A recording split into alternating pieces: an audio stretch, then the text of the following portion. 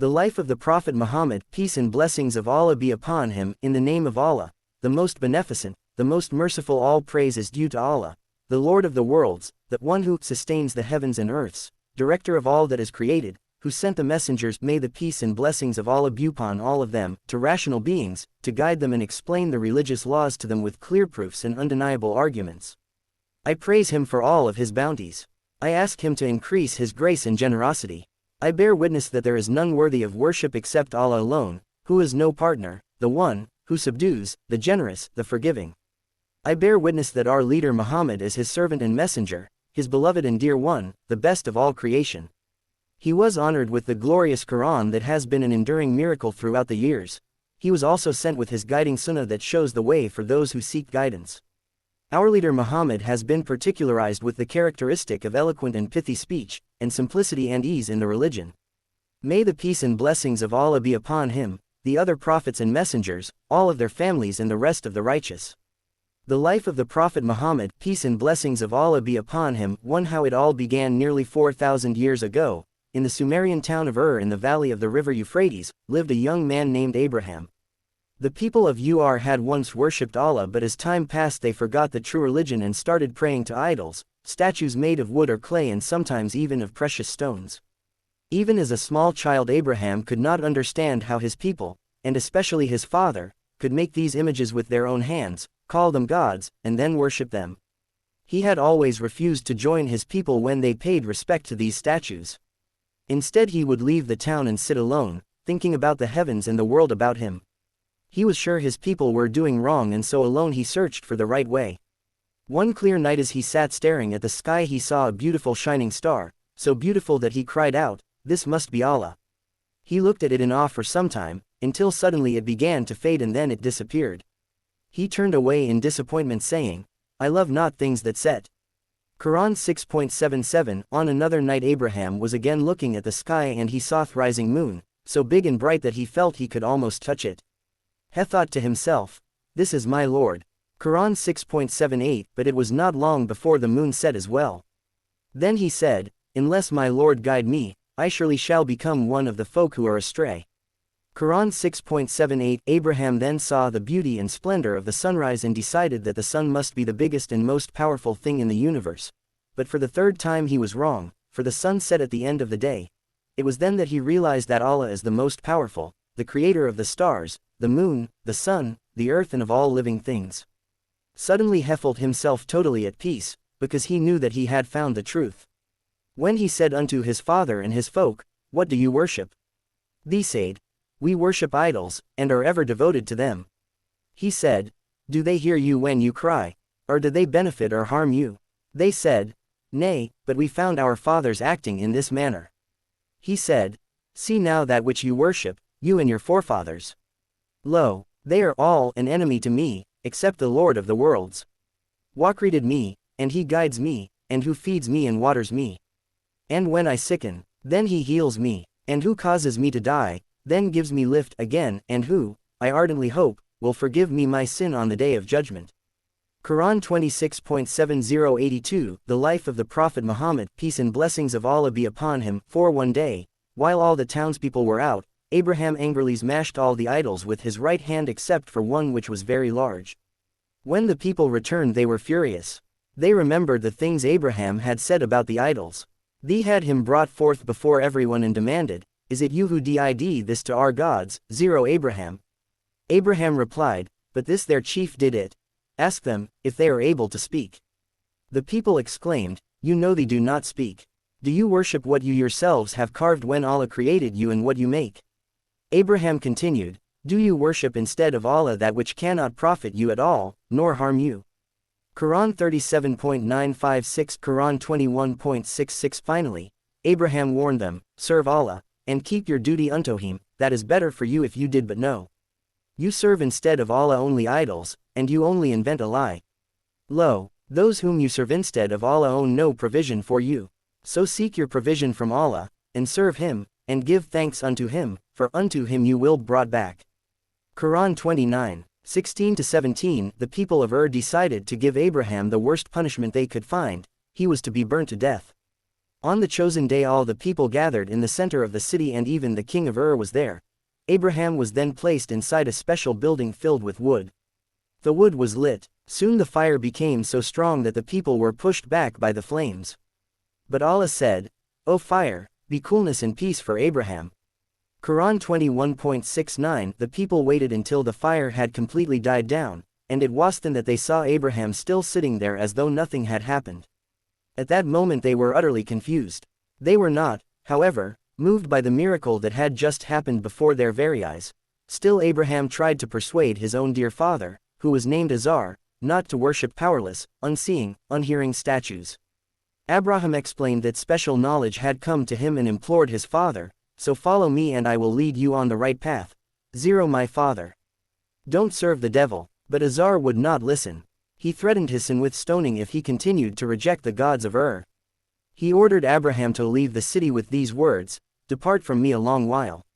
Abraham said, "Peace be upon you. I shall ask my Lord's forgiveness for you. Surely he was ever gracious to me." Quran 19.437. The life of the Prophet Muhammad, peace and blessings of Allah be upon him. 5 Imagine how terrible it must have been for him to leave his home, his family and all that he knew, and set out across the wilderness into the unknown. But at the same time, how could he have remained among people who did not believe in Allah and who worshipped statues? Abraham always had a sense that Allah cared for him, and he felt Allah near him as he traveled. At last, after a long hard journey, he arrived at a place by the Mediterranean Sea, not far from Egypt. There he married an honorable woman by the name of Sarah and settled in the land of Palestine. Many years passed, but Abraham and his wife were not blessed with any children. In the hope that there would be a child, and in keeping with tradition, Sarah suggested that Abraham should marry Hagar, her Egyptian handmaid. Soon after this took place, Hagar had a little boy named Ishmael. Some time later Allah promised Abraham another son, but this time the mother of the child would be his first wife, Sarah. This second son would be called Isaac. Allah also told Abraham that from his two sons Ishmael and Isaac 2 nations and 3 religions would be founded, and because of this he must take Hagar and Ishmael away from Palestine to a new land. These events were an important part of Allah's plan, for the descendants of Ishmael would form a nation from which would come a great prophet, who would guide the people in the way of Allah. This was to be Muhammad PBUH, the messenger of Allah PBUH. From the descendants of Sarah's child, Isaac, would come Moses and Jesus. So it was that Abraham, Hagar, and Ishmael left Palestine. They traveled for many days until finally they reached the arid valley of Bacallator, to be called Mecca, which was on one of the great caravan routes. There was no water in the valley, and although Hagar and Ishmael only had a small supply of water left, Abraham left them there knowing Allah would take care of them. Soon all the water was gone. The child began to grow weak from thirst. There were 2 hills nearby, one called Safa and the other Marwa. Hagar went up one hill and looked into the distance to see if she could find any water, but found none. So she went to the other hill and did the same. She did this 7 times. Then sadly she returned to her son, and to her great surprise and joy she found a spring of water bubbling out of the earth near him. This spring, near which the mother and child settled, was later called Zamzam. The area around it became a place of rest for the caravans traveling across the desert, and in time grew into the famous trading city of Mecca. From time to time Abraham traveled from Palestine to visit his family, and he saw Ishmael grow into a strong young man. It was during one of these visits that Allah commanded them to rebuild the Kaaba, the very first place where people had worshipped Allah. They were told exactly the life of the Prophet Muhammad, peace and blessings of Allah be upon him, 6 where and how to build it. It was to be erected by the well of Zamzam and built in the shape of a cube. In its eastern corner was to be placed a black stone that had fallen to earth from heaven. An angel brought the stone to them from the nearby hill of Abu Qubais. Abraham and Ishmael worked hard to rebuild the Kaaba, and as they did so they prayed to Allah to send a prophet from among their descendants. And when Abraham and Ishmael were raising the foundations of the house, Abraham prayed, "Our Lord, receive this from us, thou, only thou, art the all-hearing, the all-knowing, our Lord.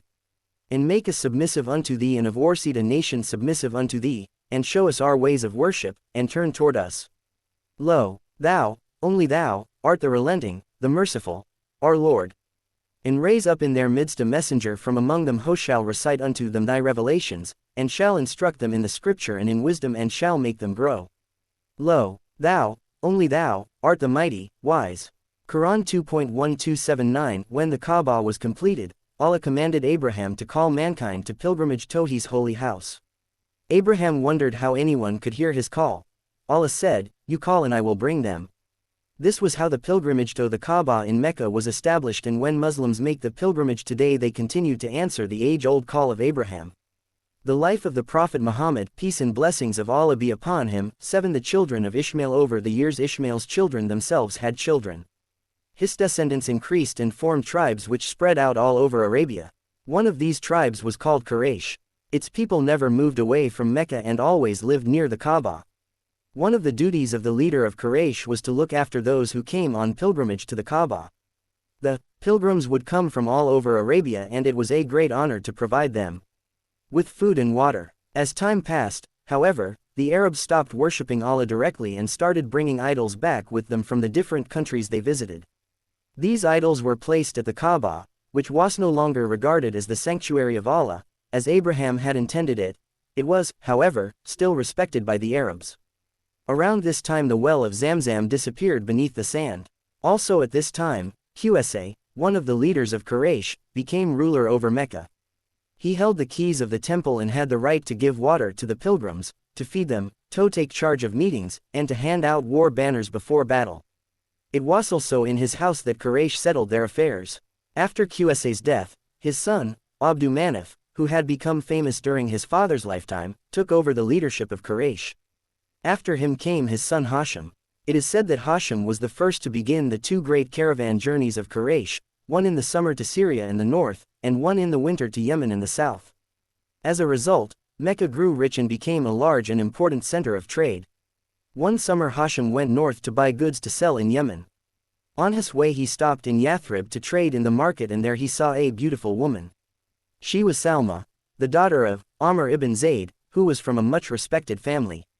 Hashim proposed marriage to her, and was accepted because he was an honorable and distinguished man. In time, Salma gave birth to a beautiful son, and as some of his hair was white they called him Sheba, which in Arabic means gray-haired. Mother and son stayed in the cooler, healthier climate of Yathrib, while Hashim returned to Mecca, but he would visit them each time he took his caravan to the north. During one of these journeys, however, Hashim became ill and died. Sheba, a handsome, intelligent boy, grew up in his uncle's house in Yathrib. He was proud of being the son of Hashim ibn Abdi Manaf, the head of Quraysh, guardian of the Kaaba and protector of the pilgrims, even though he had not known his father, who had died while Sheba was very young.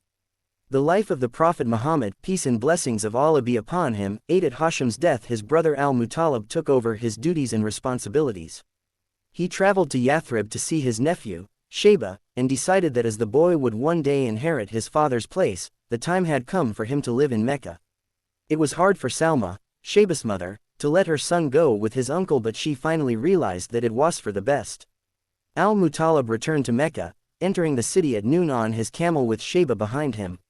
When the people of Mecca saw the boy they thought he was a slave and, pointing at him, called out, "Abd al-Muttalib," Abd being the Arabic for slave. Al-Muttalib told them that Sheba was not a slave but his nephew who had come to live with them. From that day on, however, Sheba was always affectionately called Abd al-Muttalib. On the death of al-Muttalib, who died in Yemen where he had gone to trade, Abd al-Muttalib took his place. He became the most respected member of his family, loved and admired by all. He was, however, unlike those Arabs who had given up the teachings of Abraham. The life of the Prophet Muhammad, peace and blessings of Allah be upon him. 9. The promise at Zamzam. The well of Zamzam, which disappeared when the Arabs placed idols at the Kaaba, remained buried under the sand. Thus, for many years the people of Quraysh had to fetch their water from far away. One day, Abdul Muttalib was very tired from doing this and fell asleep next to Thika, Ba. He had a dream in which he was told to dig up Zamzam. When he woke up he was puzzled because he did not know what Zamzam was, the well having disappeared many years before he was born. The next day he had the same dream, but this time he was told where to find the well. Abd al-Muttalib had one son at that time, and together they began to dig. The work was so difficult that Abd al-Muttalib made an oath to Allah that if one day he were to have 10 sons to help him and stand by him, in return he would sacrifice one of them in Allah's honor. After working for 3 days they finally found the well of Zamzam. Pilgrimshave been drinking from it ever since. The years passed by and Abd al-Muttalib did have 10 sons. They grew into fine, strong men and the time came for him to keep his promise to Allah. He told his sons about the promise and they agreed that he had to sacrifice one of them to see which one it would be. They decided to draw lots, which was the custom of Quraysh when deciding important matters. Abd al-Muttalib told each son to get an arrow and write his own name upon it and then to bring it to him. This they did, after which he took them to the Kaaba where there was a man whose special task it was to cast arrows and pick one from among them. This man solemnly proceeded to do this. On the arrow hekos was written the name of Abd Allah, the youngest and favorite son of Abd al-Muttalib. Even so, the father took his son near the Kaaba and prepared to sacrifice him. Many of the Quraysh leaders were present and they became very angry because Abd Allah was very young and much loved by everyone. They tried to think of a way to save his life. Someone suggested that the advice of a wise old woman who lived in Yathrib should be sought, and so, Abdul Muttalib took his son and went to see if she could decide what to do. Some of the Meccans went with them and when they got there the woman asked, "What is the price of a man's life?" They told her, 10 camels, for at that time if one man killed another, his family would have to give 10 camels to the dead man's family in order to keep the peace among them. So the woman told them to go back to the Kaaba and draw lots between Abd Allah and 10 camels. If the camels were chosen, they were to be killed and the meat given to the poor. If Abd Allah was picked then 10 more camels were to be added and the lots drawn again and again until they finally fell on the camels. The life of the Prophet Muhammad, peace and blessings of Allah be upon him. 10. Abd al-Muttalib returned to the Kaaba with his son and the people of Mecca. There they started to draw lots between Abd Allah and the camels, starting with 10 camels. Abd al-Muttalib prayed to Allah to spare his son and everyone waited in silence for the result. The choice fell on Abd Allah, so his father added 10 more camels. Again the choice fell on Abd Allah, so they did the same thing again and again, adding 10 camels each time. Finally they reached 100 camels, and only then did the lot fall on the camels. Abd Allah was saved and everyone was very happy. Abd al-Muttalib however, wanted to make sure that this was the true result so he repeated the draw 3 times and each time it fell on the camels. He then gave thanks to Allah that he had spared Abdallah's life. The camels were sacrificed and there was enough food for the entire city, even the animals and birds. Abd Allah grew up to be a handsome young man and his father eventually chose Aminah, the daughter of Wahb, as a wife for him. It was a good match for she was the finest of Quraysh women and Abd Allah the best of the men. He spent several months with his wife but then he had to leave her and travel with one of the caravans to trade with Syria. On his way back to Mecca from Syria, Abd Allah became ill and had to stop off in Yathrib to recover. The caravan, however, continued on its way and arrived back in Mecca without him. On hearing of Abd Allah's illness, Abd al-Muttalib sent another son, al-Harith, to bring Abd Allah back to Mecca, but he was too late. When he arrived in Yathrib, Abd Allah was dead. Aminah was heartbroken to lose her husband and the father of the child she would soon give birth to. Only Allah knew that this orphan child would one day be a great prophet. The life of the Prophet Muhammad, peace and blessings of Allah be upon him. 11. The elephant refuses to move. Abraha, who came from Abyssinia, a country in Africa, conquered Yemen and was made vice-regent there. Later, he noticed that at a certain time of the year large numbers of people would travel from all over Yemen and the rest of Arabia to Mecca. He asked the reason for this and was told that they were going on pilgrimage to the Kaaba. Abraha hated the idea of Mecca being more important than his own country, so he decided to build a church of colored marble, with doors of gold and ornaments of silver, and ordered the people to visit it instead of the Kaaba. But no one obeyed him. Abraha became angry and decided to destroy the Kaaba. He prepared a large army led by an elephant and set off towards Mecca. When the Meccans heard that he was coming they became very frightened. Abraha's army was huge and they could not fight it. But how could they let him destroy the holy Kaaba? They went to ask the advice of their leader, Abd al-Muttalib. When Abraha arrived outside Mecca, Abd al-Muttalib went to meet him. Abraha said, "What do you want?" Abraha had taken Abd al-Muttalib's camels, which he had found grazing as he entered Mecca, so Abd al-Muttalib replied, "I want my camels back." Abraha was very surprised and said, "I have come to destroy your holy Kaaba, the holy place of your fathers, and you ask me about some camels." Abd al-Muttalib replied calmly, "The camels belong to me, Thika, Ba belongs to Allah and He will protect it. Then he left Abraha and went back to Quraysh and ordered them to leave Mecca and wait for their enemies in the mountains. In the morning Abraha prepared to enter the town. He put armor on his elephant and drew up his troops for battle. He intended to destroy the Kaaba and then return to Yemen. At that moment, however, the elephant knelt down and refused to get up, no matter how much the soldiers tried to get it to move by beating it. But when they turned its face in the direction of Yemen, it immediately got up and started off. In fact, it did the same in any other direction, but as soon as they pointed it towards Mecca it knelt down again. Suddenly, flocks of birds appeared from over the sea. Each bird carried 3 stones as small as peas and they dropped them on Abraha's army. The soldiers suddenly fell ill. Even Abraha was hit by the stones and fled in fear with the rest of his army back to Yemen, where he later died. On seeing their enemy flee, the Arabs came down from the mountains to the Kaaba and gave thanks to Allah.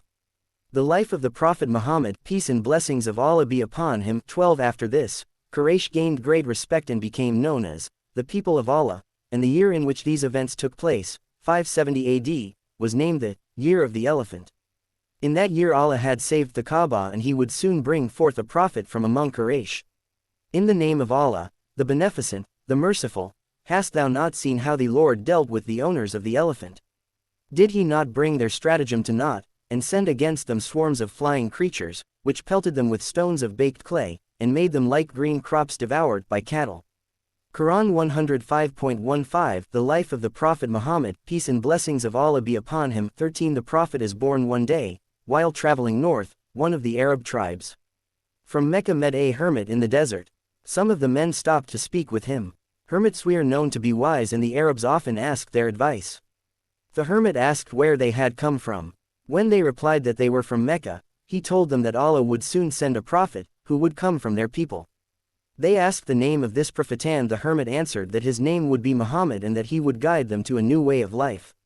Meanwhile in Mecca, Aminah, although saddened by the loss of her husband, felt especially well and strong as she awaited the birth of her baby. During this time she dreamt of many things. On one occasion it was as if a great light were shining out of her, and on another she heard a voice telling her that she would have a boy and that his name would be Muhammad. She never forgot that voice, but she told no one about it. On Monday, the 12th day of Rabi al-Awwal in the year of the elephant, Aminah gave birth to a son. Allah sends man many signs when one of his chosen prophets is born, and on that 12th day of Rabi al-Awwal in the year 570 AD, many such signs were seen. Some were seen by Jewish scholars who had read in their scriptures of a coming prophet. One of these learned men in Yathrib, for instance, saw a brilliant new star had never seen before as he studied the heavens that night. He called the people around him and, pointing the star out to them, told them a prophet must have been born. That same night another Jew was passing by the meeting place of the leaders of Quraysh in Mecca.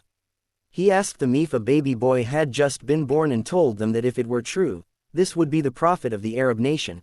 Aminah sent news of the birth to her father-in-law, Abd al-Muttalib, who was sitting near the Kaaba at the time. He was very happy and began at once to think of a name for the boy. An ordinary name would not do. 6 days came and went and still he had not decided.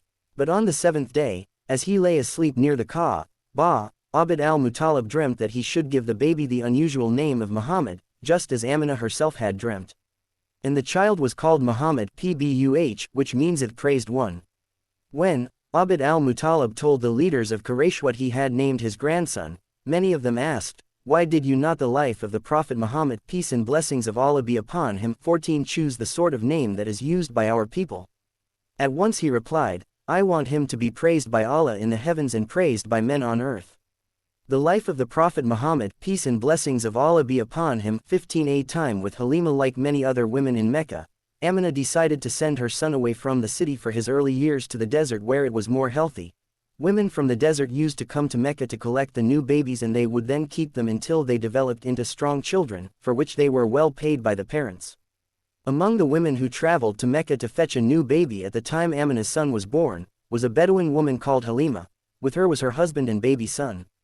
They had always been very poor, but this year things were harder than ever because there had been famine. The donkey that earned Halima on the journey was so weak from hunger that he often stumbled. Halima's own baby son cried all the time because his mother could not feed him properly. Even their she-camel did not give them one drop of milk. Halima did not know what to do. She thought to herself, how can I possibly feed another baby when I haven't got enough milk even for my own son? At last they reached Mecca. All the other women of the tribe to which Halima belonged, the Bani Said, found a child to take back with them, but not Halima. The only baby left was Muhammad PBUH. Usually the father paid the wed nurse, but Muhammad's father was dead. So no one wanted to take him, even though he was from one of the noblest families of Quraysh. Halima did not want to take him either, but she did not want to be the only woman to go back to her tribe without a baby to bring up. She asked her husband whether she should take Muhammad PBUH or not. He advised her to do so, adding, perhaps Allah will bless us because of him. They started on the return journey, and as soon as Halima began to feed Muhammad PBUH, her milk suddenly increased and she had enough for him as well as her baby son. When they were back home, everything began to change. The land became green, and the date trees, one of their main sources of food, gave lots of fruit. Even the sheep and their old she-camel began to give plenty of milk. Halima and her husband knew that this good fortune had come because they had the new baby, Muhammad PBUH, whom they had come to love as if he were their own son. When Muhammad PBUH was 2 years old, Halima took him back to his mother. She pleaded with Amina, however, to let her keep him for the life of the Prophet Muhammad, peace and blessings of Allah be upon him, 16 a little longer, and to her great joy the mother agreed. During his time with Halima's family in the desert, Muhammad PBUH played with her children and together they would take the sheep out to graze. At other times, however, Halima would often find him sitting alone. It is said that on one occasion, 2 angels came to Muhammad PBUH and washed his heart with snow. In this way Allah made his heart pure, for he intended Muhammad PBUH to be greater than any man ever born and to become the seal of the prophets.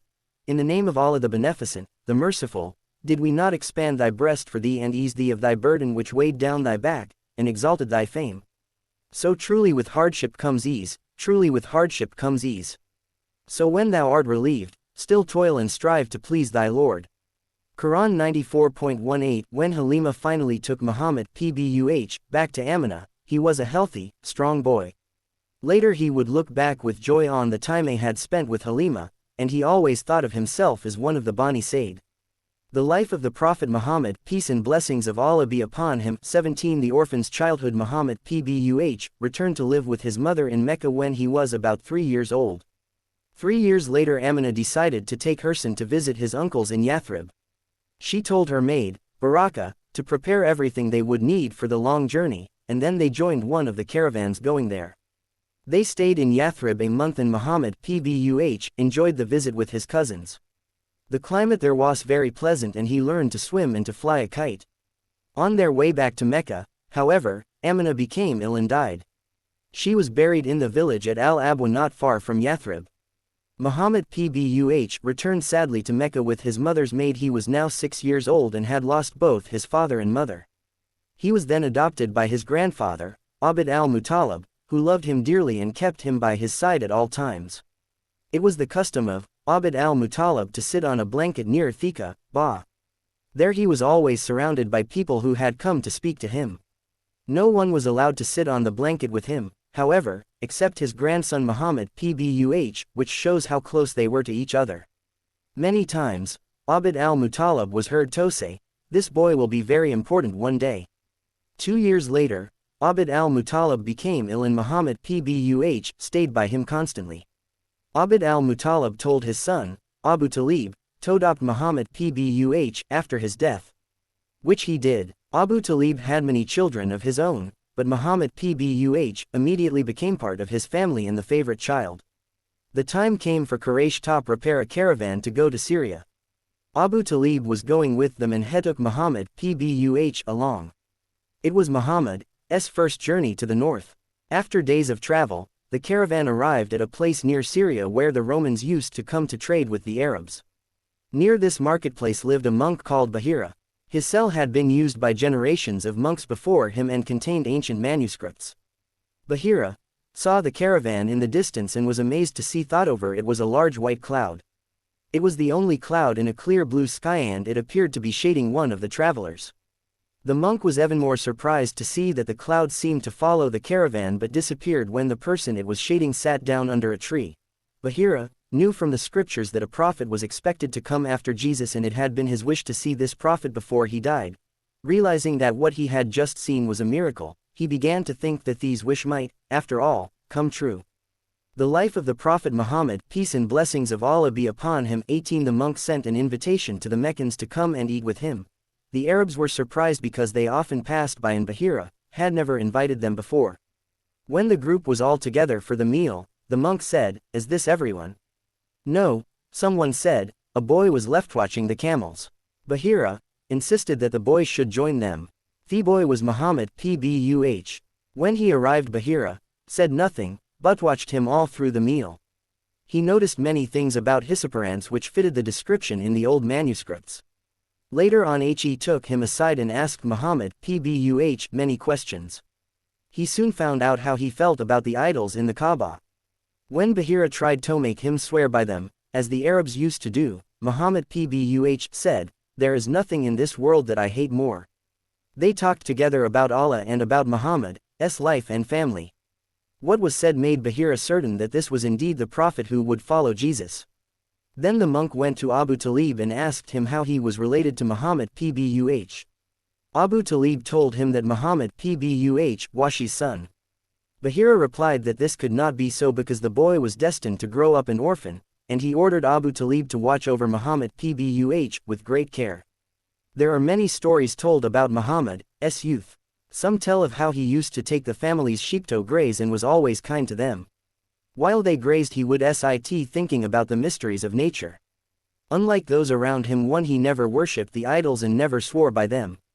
He also wondered why people were always struggling for power and money, and this saddened him and made him feel lonely, but he kept his feelings to himself. He was a quiet, thoughtful boy, and rarely played with other boys of his age.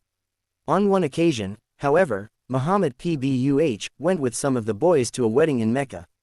When he reached the house, he heard the sounds of music and dancing, but just as he was about to enter, he suddenly felt tired and, sitting down, fell asleep. He didn't wake up until late the next morning and thus missed the celebrations. In this way, Allah prevented him from doing anything foolish, for he was keeping Muhammad PBUH for something much more important, the life of the Prophet Muhammad, peace and blessings of Allah be upon him. 19 The Prophet's marriage. By the time Muhammad PBUH was 25, he was famous for his honesty. He was respected by everyone, even the elders of Mecca. The purity of his nature increased with the years. It seemed he had an inner knowledge that other people did not have. He believed in one God, creator of the world, and he worshipped him with all his heart and with all his soul. Muhammad PBUH was the finest of his people, the most kind, truthful and reliable person in Mecca. He was known among Quraysh as the trustworthy, Al-Amin, because of the good qualities Allah had given him. He spent many quiet hours in a cave in Mount Hira, not far from Mecca, thinking about Allah. Among Quraysh was a respected and wealthy woman named Khadijah. She was involved in trade, and on hearing of Muhammad's reputation, sent for him and asked him to take her goods and trade with them in Syria. Muhammad PBUH agreed and left for Syria with one of Khadijah's caravans. With him went their slave, Maysara, and they spent a great deal of time talking together. Maysara soon came to admire Muhammad PBUH. He thought he was quite different from all the other men of Quraysh. Two unusual events took place during this journey which puzzled Maysara very much. The first happened when they stopped to rest near the lonely home of a monk. Muhammad PBUH sat under a tree while Maysara was busy with some work. The monk came up to Maysara and asked, "Who is the man resting under the tree?" "One of Quraysh, the people who guard the Kaaba," said Maysara. "No one but a prophet is sitting beneath this tree," replied the monk. The second event occurred on the journey back to Mecca. It happened at noon, when the sun is at its hottest. Maysara was riding behind Muhammad PBUH, and as the sun grew hotter, he saw two angels appear above Muhammad PBUH and shield him from the sun's harmful rays. The trading was very successful, and Muhammad PBUH made more profit for Khadijah than she had ever received before. When they arrived back in Mecca, Maysara told Khadijah everything about the trip and what he had noticed about Muhammad's character and behavior. Khadijah was a widow in her 40s, and as well as being rich and highly respected, she was also very beautiful. Many men wanted to marry her, but none of them suited her. When she met Muhammad PBUH, however, she thought he was very special. She sent a friend to ask Muhammad PBUH why he was not married. Muhammad PBUH said that it was because he had no money, to which the friend replied, supposing a rich, beautiful and noble lady agreed to the life of the Prophet Muhammad, peace and blessings of Allah be upon him, 20 marry you. Muhammad PBUH wanted to know who that could be. The friend told him it was Khadijah. Muhammad PBUH was very happy, because he greatly respected Khadijah. He went with his uncles, Abu Talib and Hamza, to Khadijah's uncle, and asked his permission to marry her. The uncle gave his permission, and soon after, Muhammad PBUH and Khadijah were married.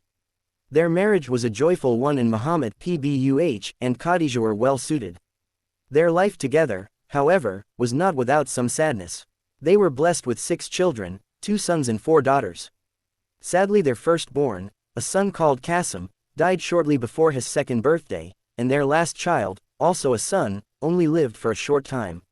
Happily, their 4 daughters Zainab, Ruqayya, Kulthum, and Fatima all survived.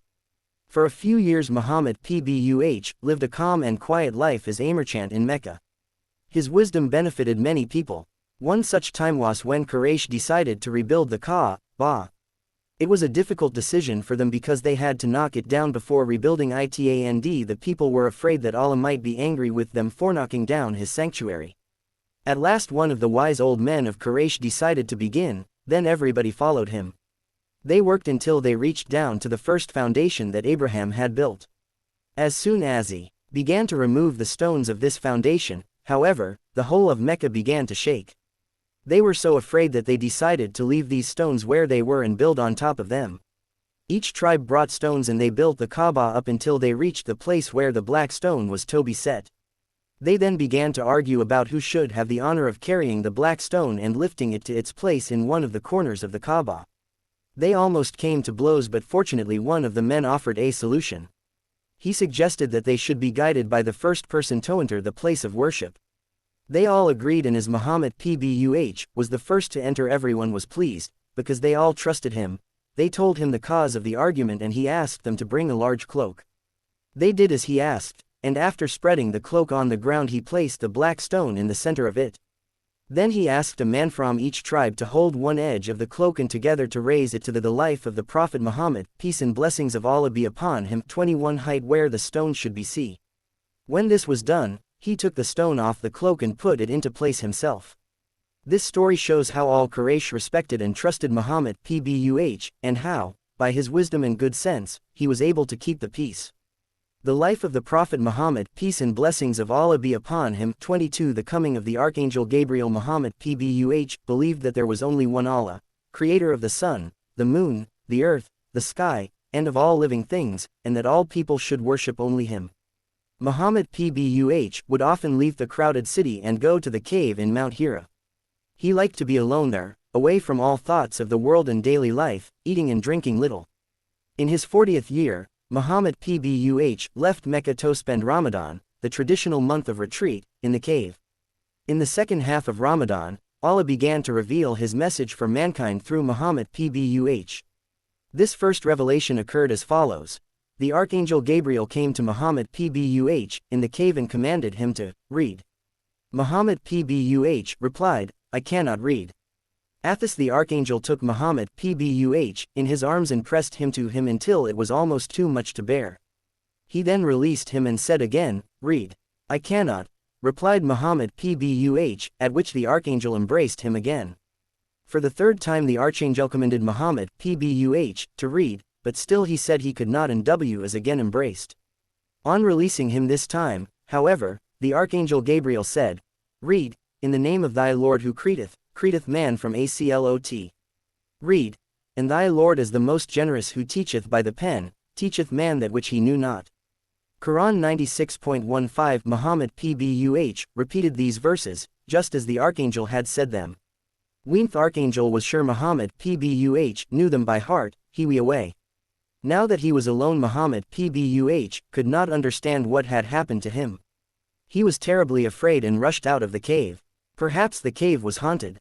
Perhaps the devil had taken a hold of his mind. But he was stopped by a voice from heaven which said, 0 Muhammad PBUH, you are the messenger of Allah, and I am Gabriel. He looked up at the sky and wherever he turned he saw the Archangel Gabriel. In a state of confusion he returned home to Khadijah. When his wife saw him she became very worried as he began to shiver, as though in AF ever. He asked her to wrap him in blankets, which she did. After a while he recovered sufficiently to tell her what had happened at Hira. Khadija believed all that he told her and with great respect said, "Be happy, Zero Sanaf my uncle, and be confident. Truly I swear by Allah who has my soul in his hands, that you will be our people's prophet." Muhammad PBUH, the messenger of Allah, was eased by her faith in him, but after all that had happened he was exhausted and felt fast asleep. The life of the Prophet Muhammad, peace and blessings of Allah be upon him. 23 Khadija left the Prophet PBUH sleeping and went to see her cousin, Waraka ibn Nawfal, to ask him what he thought about all that had happened. Waraka was a very wise man who had read many books and had become a Christian after studying the Bible.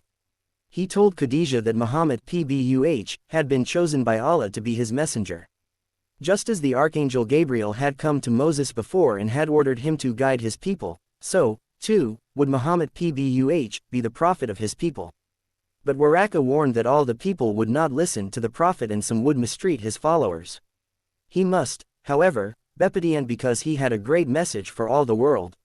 From that day on, the Archangel Gabriel came often to the Prophet PBUH, and the verses he taught him, the message from Allah to man, were later written down, and are known to us as the Holy Quran.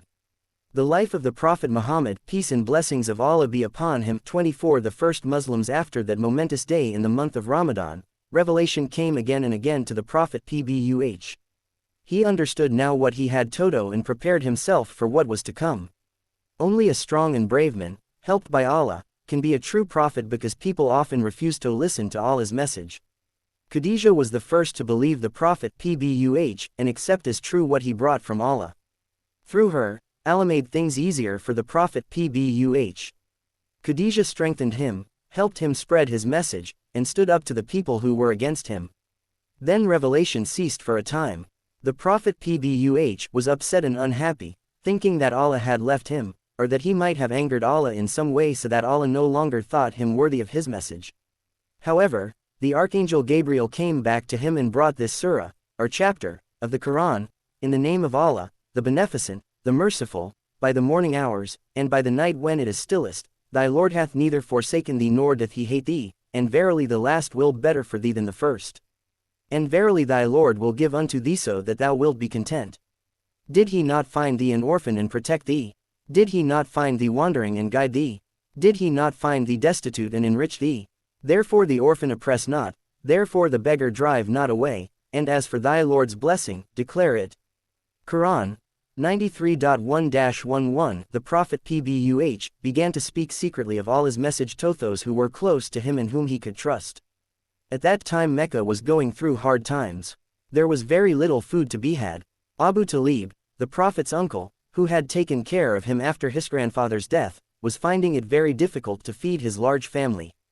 The Prophet PBUH said that he and another uncle, Al-Abbas, who was a rich man, would each bring up one of Abu Talib's children in order to help him.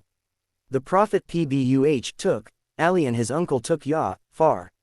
One day, when the Prophet PBUH was outside the city, the Archangel Gabriel appeared to him. The Archangel kicked the side of a hill and a spring of water began to flow out. He then began to wash himself in the running water to show the Prophet PBUH the ritual ablution to be made before prayer. Then the Archangel showed him all the positions of Muslim prayer, the various movements and things to be said with each the life of the Prophet Muhammad, peace and blessings of Allah be upon him. 25 Movement. The Prophet PBUH returned home and taught all these things first to Khadija and then to his followers. Since then Muslims have continued to purify themselves before prayer by performing the ritual ablution and have followed the same movements and prayers first performed by the Prophet PBUH. To begin with, though, only the Prophet PBUH and his wife knew of these things. Then one day, Ali entered the room and found the Prophet PBUH and Khadija praying. He was puzzled and asked what they were doing. The Prophet PBUH explained to him that they were praising Allah and giving thanks to him. That night Ali stayed up thinking about all that the Prophet PBUH had said. He had great admiration and respect for his cousin. Finally he came to a decision and the next day he went to the Prophet PBUH and told him that he wanted to follow him. Thus Khadija was the first woman to embrace Islam, the teachings which the Prophet PBUH brought from Allah, and Ali was the first young man. Shortly after they were joined by Zayd ibn Haritha, a slave, freed and adopted by the Prophet PBUH. The Prophet PBUH began to leave Mecca with, and in order to pray. One day Abu Talib happened to pass by, and when he saw them he stopped and asked them what they were doing. The Prophet PBUH told him that they were praying and following the same religion as Abraham. He explained that, like Abraham, he had been ordered to guide the people to Allah's truth. Abu Talib looked at his son, Ali, and said, Muhammad PBUH would never make you do anything that was wrong. Go with him, but I cannot leave the religion I now follow and which was followed by my father. Then he turned to the Prophet PBUH saying, Even so, I promise you, Muhammad PBUH, that no one will hurt you as long as I am alive. And with that Abu Talib went on his way. At about this time the news of Muhammad PBUH being the Prophet reached an honest, wise, and respected merchant of Mecca called Abu Bakr. He knew Muhammad PBUH well and believed he could never lie, so he went to find out for himself if the story were true. The Prophet PBUH told him that he had indeed been sent by Allah to teach everyone to worship the true Allah. On hearing this from the Prophet's own lips, Abu Bakr knew it to be the truth and became a believer instantly. Later the Prophet PBUH was reported to have said that everyone he ever invited to accept Islam showed signs of disbelief and doubt, except Abu Bakr. When he was told of it he did not hold back or hesitate. Because of his wisdom, honesty, and kindness people had always turned to Abu Bakr for advice. He was, therefore, a man of some influence, and through him many people came to Islam. Among these was Sayd ibn Abi Waqqas, the uncle of Aminah, the Prophet's mother. The night before Abu Bakr came to visit him and tell him about Islam, Sayd ibn Abi Waqqas dreamt that he was the life of the Prophet Muhammad, peace and blessings of Allah be upon him, 26 walking in darkness. As he walked he saw the moon, and when he looked at it he saw Ali, Abu Bakr, and Zayd, the Prophet's freed slave, beckoning to him to come and join them. When Abu Bakr told him about the Prophet's religion, he understood the meaning of his dream and went at once to the Prophet PBUH and declared himself a Muslim. He understood that to be a Muslim means to submit oneself to Allah's will and to serve only him. Another person brought to Islam by Abu Bakr was Bilal. One night Abu Bakr went to the house of Umayyah ibn Khalaf, one of the most important men of Quraysh. Umayyah was out and Abu Bakr found only Umayyah's slave, Bilal, at home. Abu Bakr talked to the slave about Islam, and before he left, Bilal, too, had become a Muslim. The number of people following the Prophet PBUH began to grow. Sometimes they would all go out of the city to the mountains around Mecca to hear him recite the Quran and to be taught by him. This was done very secretly, and only a very few people knew about Islam in those early days. The life of the Prophet Muhammad, peace and blessings of Allah be upon him. 27 The troubles begin. 3 years passed, and one day the Archangel Gabriel came to the Prophet PBUH and ordered him to start preaching openly to everyone. So the Prophet PBUH told the people of Mecca that he had something very important to tell them. He stood on a hillside in Mecca, called Safa, and they gathered around to hear what he had to say. He started by asking them if they would believe him were he to say that an army was about to attack them. They answered that indeed they would, because he never lied. He then told them that he was the messenger of Allah, sent to show them the right way, and to warn them of terrible punishments if they did not follow him in worshipping only Allah and none other. Abu Lahab, one of the Prophet's uncles who was among the listeners, suddenly stood up and said, "May you perish. Did you call us here just to tell us this?" At this, Allah sent to the Prophet PBUH the following surah: In the name of Allah, the Beneficent, the Merciful, the power of Abu Lahab will perish, and he will perish. His wealth and gains will not save him. He shall roast at a flaming fire, and his wife, the carrier of firewood, will have upon her neck a rope of palm fiber. Quran 111.15 Then the crowd dispersed and the Prophet PBUH was left alone. A few days later the Prophet PBUH tried again. A feast was prepared in his house for all of his uncles. After the meal he spoke to them and said, "O sons of Abd al-Muttalib, I know of no Arab who has come to his people with a better message than mine. I have brought you the best news for this life and the next. Allah has ordered me to call you to him. So which of you will help me?" All the men kept silent. Then, Ali, his cousin, jumped up and said, "O Prophet of Allah, I will help you." Then the men all got up and left, laughing as they went because only one young boy had agreed to help the Prophet PBUH. His message ignored by most of the people and his uncles, the the Prophet PBUH continued to meet his friends secretly in a house near the hill of Safa.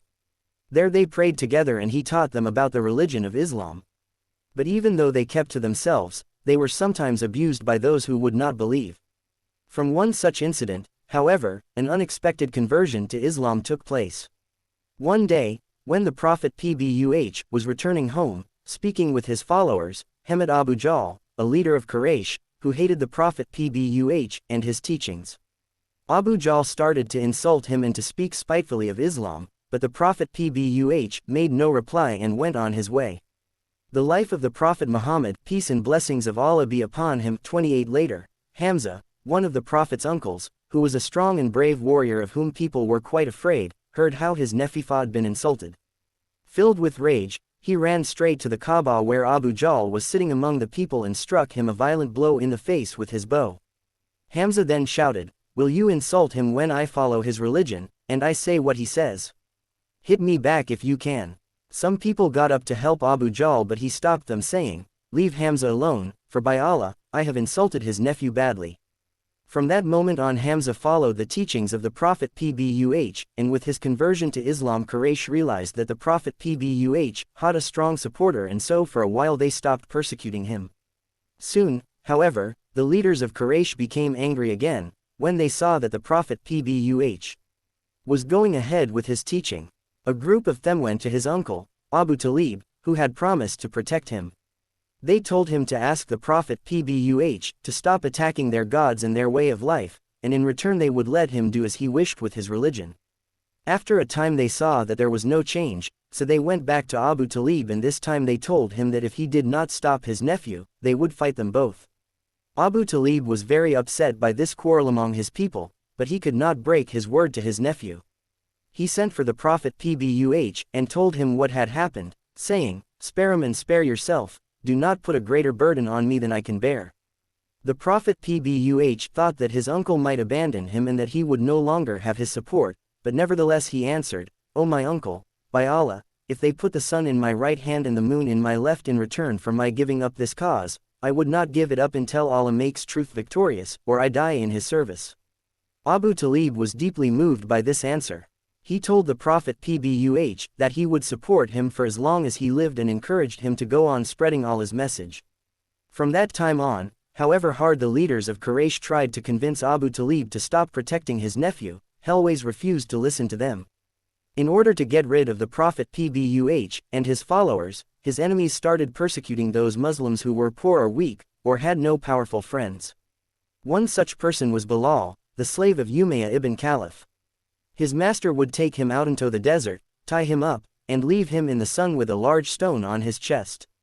Fortunately Abu Bakr was passing by one day and saw Umayyah torturing Bilal, so he bought him from his master for a large sum of money and then set him free. But not all persecuted Muslims were as fortunate as Bilal. Many suffered, but all of them endured it patiently, knowing that they were doing the right thing and that their reward in the life to come would be greater than any happiness they could find on earth. The life of the Prophet Muhammad, peace and blessings of Allah be upon him. 29 The king who believed as the number of the Prophet's followers increased, so the enemies of the Muslims grew more and more angry. At last some of the Muslims decided to go to another country in order to live in peace. It was only 5 years since the Archangel Gabriel had first come to the Prophet PBUH, and 2 years since the Prophet PBUH had spoken out in public. The Muslims asked the Prophet PBUH to allow them to leave Mecca. He agreed, saying, "It would be better for you to go to Abyssinia. The king there is a just man and it is a friendly country. Stay there until Allah makes it possible for you to return." The Muslims prepared for the journey. They decided to wait until night so that they could leave without being seen. The first 16 left Mecca and, after reaching the shore of the Red Sea, crossed over to Abyssinia. Another 83 men and 19 women followed, all hoping to be welcomed by the king and people of that country. This was the first hijrah, or migration, in Islam. The Meccans were furious when they discovered that these Muslims had secretly left the city, for among them were the sons and daughters of many of the leading families of Mecca. The anger of the Meccans was even greater when they found out that the Muslims had been warmly welcomed in Abyssinia. The leaders of Quraysh decided to send 2 men to the Abyssinian king in hopes of persuading him to send the Muslims back. These were Amr ibn al-As, a very clever speaker, and Abd Allah bin Abi Rabi, Before they met this king, they gave each of his advisors a gift, saying, "Some foolish men from our people have come to hide in your country. Our leaders have sent us to your ruler to persuade him to send them back, so when we speak to the king about them, do advise him to give them up to us." The advisors agreed to do what the Meccans wished. Amr ibn al, as in, Abd Allah ibn Abi Rabia then went to the king and presented him also with a gift, saying, "Your Highness, these people have abandoned the religion we have always followed in Mecca, but they have not even become Christians like you." The royal advisors, who were also present, told the king that the Meccans had spoken the truth and that should send the Muslims back to their own people. At this, the king became angry and said, "No, by God, I will not give them up. Those who have come to ask for my protection, settled in my country, and chosen me rather than others, shall not be betrayed. I will summon them and ask them about what these two men have said. If the Muslims are as the Meccans say, I will give them up and send them back to their own people, but if the Meccans have lied I will protect the Muslims." Amr was very the life of the Prophet Muhammad, peace and blessings of Allah be upon him, 30 upset by this, for the last thing he wanted was for the king to hear what the Muslims had to say. The king then sent for the Muslims. When they entered, they did not kneel before him as was the custom of the Abyssinians. "Why do you not kneel before our king?" they were asked beyond of the advisors. "We kneel only to Allah," they replied. So the king asked them to tell him about their religion. Ja'far ibn Abi Talib, Ali's brother and a cousin of the Prophet PBUH, was chosen to speak for the Muslims. He replied, "O king, at first we were among the ignorant. We and our ancestors had turned from the faith of Abraham, who, with Ishmael, rebuilt the Kaaba and worshipped only Allah. We used idols in our worship of Allah, we ate meat that had not been killed in the right way, we did not respect the rights of our neighbors, the strong took advantage of the weak. We did terrible things of which I dare not speak. This was our life until Allah sent a messenger from among us, one of our relatives, whom we have always known to be honest, innocent, and faithful. He asked us to worship only Allah, and to give up the bad customs of our forefathers. He asked us to be truthful and trustworthy, to respect and help our neighbors, to honor our families, and to put a stop to our bad deeds and endless fighting. He asked us to look after orphans. He ordered us not to slander or speak evil of women or men. He ordered us to worship Allah alone and not to worship anyone or anything else alongside him. He ordered us to pray, to give alms, and to fast. We believe he is right and therefore we follow him and do as he has commanded us. The Meccans began to attack us and come between us and our religion. So we had to leave our homes and we have come to you, hoping to find justice." The king, who was a Christian, was moved by these words. Amr had to think quickly of a way to win the argument. Cunningly he said to the king, "These people do not believe in Jesus in the same way as you." The king then wanted to know what the Prophet PBUH had said about Jesus. Ja'far replied by reciting a surah from the Quran which tells the story of Jesus and his mother Mary. These are a few of the lines he recited. "In the name of Allah, the Beneficent, the Merciful," and make mention of Mary in the scripture, when she had withdrawn from her people to an eastern place, and had chosen seclusion from them. Then we sent unto her our spirit and it assumed for her the likeness of a perfect man. She said, "Lo, I seek refuge into the life of the Prophet Muhammad, peace and blessings of Allah be upon him, 31 Beneficent one from thee, if thou fearest God." He said, "I am only a messenger of thy Lord, that I may bestow on thee a faultless son." She said, "How can I have a son when no mortal hath touched me, neither have I been unchaste?" He said, "Even so thy Lord saith, it is easy for me. And it will be that we may make of him revelation for mankind and a mercy from us, and it is a thing ordained."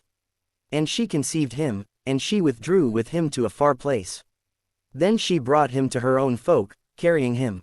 They said, "O Mary, thou hast come with an monstrous thing. O sister of Aaron, thy father was not a wicked man nor was thy mother a harlot." Then Mary pointed to the child Jesus, but they said, "How can we speak to one who is still in the cradle, a young child?" He said, "Lo, I am Allah's servant, he has given me the book, and made me a prophet. He has made me blessed, wheresoever I may be, and he has enjoined me to pray, and to give alms, so long as I live, and likewise to cherish my mother. He has not made me arrogant, unblessed peace be upon me, the day I was born, and the day I die, and the day I am raised up alive." Quran 19:16-33. When the king heard this, his eyes filled with tears. Turning to his advisors, he said, "These words have surely come from God, they're every little to separate the Muslims from the Christians. What both Jesus and Muhammad, the messengers of Allah, have brought comes from the same source." So the Muslims were given the king's permission to live peacefully in his country. Amr was given back the gift he had presented to the king, and the two Meccans returned home, bitterly disappointed. The life of the Prophet Muhammad, peace and blessings of Allah be upon him. 32 The cruelty of Quraysh. The leaders of Quraysh became increasingly worried about the way the people of Mecca were being divided by the Prophet's teachings. Finally, Umar ibn al-Khattab, one of the nobles of Mecca, decided that the only way to silence the Prophet PBUH was to kill him. Having made up his mind, he set out at once to look for him. On his way he met a man who saw at once what Umar was going to do and said, "Why don't you look a little closer to home before going to kill Muhammad? Don't you know your own sister Fatima is a Muslim?" Umar was shocked. He could not believe this was true. He went at once to his sister's house. When he arrived outside the house he heard Fatima and her husband saw it reading aloud Surah Taha, a chapter from the Quran. Hearing her brother's voice at the door, Fatima quickly hid the scroll with the surah written on it among the folds of her dress. Umar stormed into the room and demanded, "What is this nonsense I heard?" Fatima denied everything. Umar then lost his temper and attacked Fatima's husband, shouting, "They tell me that you have joined Muhammad in his religion." Fatima tried to defend her husband and Umar hit her too. Then she admitted, "Yes, we are Muslims and we believe in Allah and His Messenger, and you can do what you like." Seeing her faith and courage, Umar suddenly felt sorry for what he had done and said to his sister, "Let me see what I heard you reading just now so that I may understand just what it is that your prophet has brought." Fatima gave the scroll to him after he had washed to make himself clean and pure before touching it, and had promised to give it back to her afterwards. "In the name of Allah, the Beneficent, the Merciful, Taha, we have not revealed unto thee, Muhammad, this Quran for thee to be distressed, but only as a reminder unto him who fears a revelation from him who created the earth and the high heavens, the Beneficent One who is established on the throne. To him belongs whatsoever is in the heavens and the earth and all that is between them, and all that is underneath the soil. If thou speakest aloud, be thou loud in thy speech, yet surely Hek knows the secret thought and that yet more hidden. Allah, there is no God but He, to Him belong the most beautiful names." Quran 20, 1-8. As he read, Umar suddenly knew that these were the most beautiful words he had ever heard and that this religion must be the true one. With his sword still in hand, he went straight to the Prophet's house, and the life of the Prophet Muhammad, peace and blessings of Allah be upon him. 33 Knocked loudly at the door. One of the Prophet's closest followers looked out. There stood Umar, who was known for his courage and strength. When he saw Umar so excited and with his sword in hand, he was afraid for the Prophet's life. But the Prophet PBUH asked him to allow Umar to come in and to leave them alone together. The Prophet PBUH asked Umar why he had come, to which he replied, "I have come to swear that there is no God but Allah and that you, Muhammad, are the messenger of Allah." As he spoke these words, his hand still held the sword with which he had intended to kill the Prophet PBUH. This same sword would now be used to defend the Prophet PBUH and the faith of Islam. At that time, whenever Muslims wanted to perform the ritual encircling of the Kaaba, known as Tawaf, they had to do it secretly and in fear. Umar, however, was very courageous. As soon as he had declared his faith, he went directly to the Kaaba and in broad daylight made the circling of the sacred house before the astonished people of Mecca. No one dared to say anything. But now the leaders of Quraysh became even more alarmed and began to see Islam as a threat to the whole life of the city of Mecca. They grew more and more furious as the numbers of Muslims increased until finally they, too, decided as Umar once had, that the Prophet PBUH would have to be killed. On hearing of these plans, Abu Talib, the Prophet's uncle, immediately sent a message to all the sons of Abd al-Muttalib, asking them to protect their nephew, and this they agreed to do. When Quraysh realized that they could not kill the Prophet PBUH because of this protection, they decided instead to avoid him and his followers completely. A declaration to this effect was hung at the Kaaba. It stated that no one in the city was allowed to have anything to do with the Prophet PBUH and his people, or even to sell them any food or drink whatsoever. At first the Muslims found some support among the Bani Hashim, the branch of Quraysh to which the Prophet PBUH belonged. Some of these people were not Muslims but showed loyalty to their kinsmen by suffering along with them. However, life grew more and more difficult and food was scarce. The hatred of the rest of Quraysh for the followers of the Prophet PBUH grew so great that when his companions tried to buy supplies from a caravan passing near to Mecca, Abu Lahab, one of the Muslims' worst enemies, offered 10 times the price of the goods to the merchant. By doing this he managed to stop the Muslims from buying what they desperately needed. During the years of this terrible treatment, a wonderful thing happened. Instead of Islam becoming weaker, it grew stronger. Allah sent more and more revelations. It was asked how the Muslims were being strengthened and cleansed by the life of the Prophet Muhammad, peace and blessings of Allah be upon him. 34 hardships they suffered and were being tested in their faith. Each year at the time of the pilgrimage to Mecca, people came from all over Arabia. These pilgrims saw the terrible cruelty and injustice of Quraysh towards the Muslims, and many of them were sorry for the Prophet's followers. Quraysh began to feel ashamed of their harsh treatment, especially as many of the Muslims were their cousins and close relatives. Finally, at the end of 3 years, they were convinced that the time had come to put an end to the persecution of the Muslims, and they decided to take down the notice hanging at the Kaaba. To their astonishment, the sheet of paper had been completely eaten up by worms, all except the words, "In your name, O Allah," which had been written at the top of the paper. The life of the Prophet Muhammad, peace and blessings of Allah be upon him. 35 The year of sorrow. The Prophet PBUH and his followers went back to a normal way of life, but the years of hardship had made Khadijah very weak. She became ill and soon afterwards she died. Thus, the Prophet PBUH lost his beloved wife and friend, the first person to accept Islam and support him. She had been a refuge from all his troubles and, through her good-heartedness, the best company in his suffering. He had loved her very much. This happened in 619 AD, the year which became known as the Year of Sorrow. Soon after this, the Prophet Muhammad's uncle and protector, Abu Talib, also died. Abu Talib had been one of the most respected men in Mecca, one of the elders of Quraysh. Even though he had never been a follower of Islam, he had protected the Prophet PBUH against his enemies. Not only was this a sad occasion for the Prophet PBUH but also a dangerous one. According to Arab custom, anyone who is under the protection of another is safe so long as his protector lives. Now, with the death of his uncle, the Prophet's protection was gone.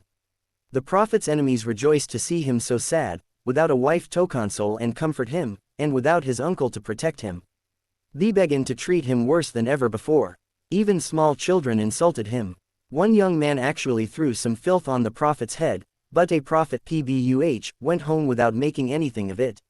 When one of his daughters rushed, weeping, to wash it away, he comforted her saying, "Do not weep, my little girl, for Allah will protect your father." Abu Talib had been the Prophet's last tie with Quraysh, and the Prophet PBUH now felt that Islam could make no further progress in Mecca because the hearts of Quraysh were closed against him. He decided, therefore, to travel to Taif, where he hoped to find support. He walked all the way to the town, which was 70 kilometers away. There he spoke in all the places where people gathered, but no one listened to him. He met the leaders of the 3 most important tribes, but they would not listen either. Not only did they take no notice of what he said, but they laughed at him and ordered their slaves to insult him and pelt him with stones. Sadly, the Prophet PBUH left the city and found a quiet place near a wall on the edge of town where he could be alone. There he prayed to Allah in these words, "O Allah, to thee I complain of my weakness, helplessness and lowliness before men. 0 Most merciful, thou art the Lord of the weak, and thou art my Lord. To whom wouldst thou leave my fate? To a stranger who insults me, or to an enemy to whom thou hast the life of the Prophet Muhammad, peace and blessings of Allah be upon him, 36 given power over me? If thou art not angry with me, I care not what happens to me. Thy favor alone is my objective. I take refuge in the light of thy countenance, by which the darkness is illumined and on which this world and the other depend, lest thy anger descend upon me or thereath light upon me. It is for thee to be satisfied until thou art well pleased. There is no power and no might save through thee." The wall near which the Prophet PBUH was sitting belonged to a garden owned by 2 brothers. When they heard his prayer, they were very sorry for him and sent one of their slaves to him with a dish filled with grapes. Before he began to eat, the Prophet PBUH said, "Bismillah, in the name of Allah." The servant, whose name was Adas, was very surprised at these words, which he had never heard before. "By Allah," said Adas, "this is not the way the people of this country speak." "Then from what country do you come, Adas, and what is your religion?" asked the Prophet PBUH. I am a Christian from the Assyrian town of Nineveh, he replied. From the town of that good man Jonah, son of Mattah, added the prophet, how do you know about him? Asked Adas. He is my brother, he was a prophet and I am a prophet, answered the messenger of Allah PBUH. Adas bent down and kissed the prophet's head, his hands and his feet. Becca now he saw that he was truly a prophet. The prophet PBUH then walked back to Mecca. He was now able to put up with everything patiently, for knew that Allah would never leave him. His journey to Taif had not been in vain, for Adas, the Christian, had become a Muslim, and this was to he the beginning of great changes. The life of the Prophet Muhammad, peace and blessings of Allah be upon him. 37 The night journey and the ascent to heaven. One night as the Prophet PBUH lay sleeping in the same spot where Abdul Muttalib used to sleep, next to the Kaaba, he was woken by the Archangel Gabriel. Later the Prophet PBUH described what happened. I sat up and he took hold of my arm. I stood beside him and he brought me to the door of the mosque where there was a white animal for me to ride. The Prophet PBUH told of how he mounted the animal and, with the Archangel Gabriel at his side, was transported from Mecca to the mosque called Al-Aqsa, in faraway Jerusalem. There the Prophet PBUH found Abraham, Moses, and Jesus among a group of prophets. The Prophet Muhammad PBUH acted as their leader, or imam, in prayer. Then he was brought 2 jugs, one containing wine and the other milk. He chose the milk and refused the wine. At this, the Archangel Gabriel said, you have been rightly guided to the fitra, the true nature of man, and so will your people be, Muhammad. Wine is forbidden to you. The Prophet PBUH also related how they passed through heaven's gates and saw countless angels. Among them was Malik, the keeper of hell, who never smiles. Malik stepped forward and showed the Prophet PBUH a view of hell and the terrible plight of those who suffer in that place. Then the Prophet PBUH was taken up by the angels, through the 7 heavens, one beyond. Along the way he again saw Jesus, Moses, and Abraham, and the Prophet PBUH said that he had never seen a man more like himself than Abraham. He also saw John, called Yahya in Arabic, Joseph or Yusuf, Enoch, that is Idris, and Aaron. At last he reached the low tree of the uttermost, the Sidrat al-Muntaha, where no prophet had been before. Herith Prophet PBUH received revelation of what Muslims believe. The messenger believeth in that which hath been revealed unto him from his Lord, and so do the believers. Each one believes in Allah and His angels and his books and his messengers. We make no distinction between any of his messengers, and they say, we hear, and we obey. Grant us thy forgiveness, our Lord. Unto thee is the homecoming. Quran 2.285 Then he was taken into the light of the divine presence of Allah, and was instructed that Muslims should pray 50 times a day. The Prophet PBUH recalled, on my way back I passed by Moses, and what a good friend to you he was. He asked me how many prayers had I been ordained to perform. When I told him 50, he said, prayer is a serious matter and your people are weak, so go back to your Lord and ask him to reduce the number for you and your community. I did so and he took away 10. Again I passed by Moses and he said the same again, and so it went on until only 5 prayers for the whole day and night were left.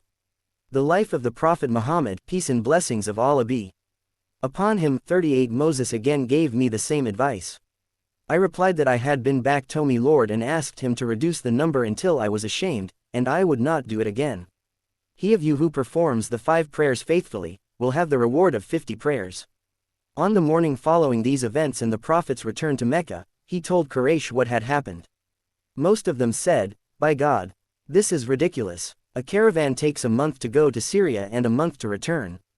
Can you do that long journey in a single night? Even many Muslims were amazed by this and wanted the Prophet PBUH to explain.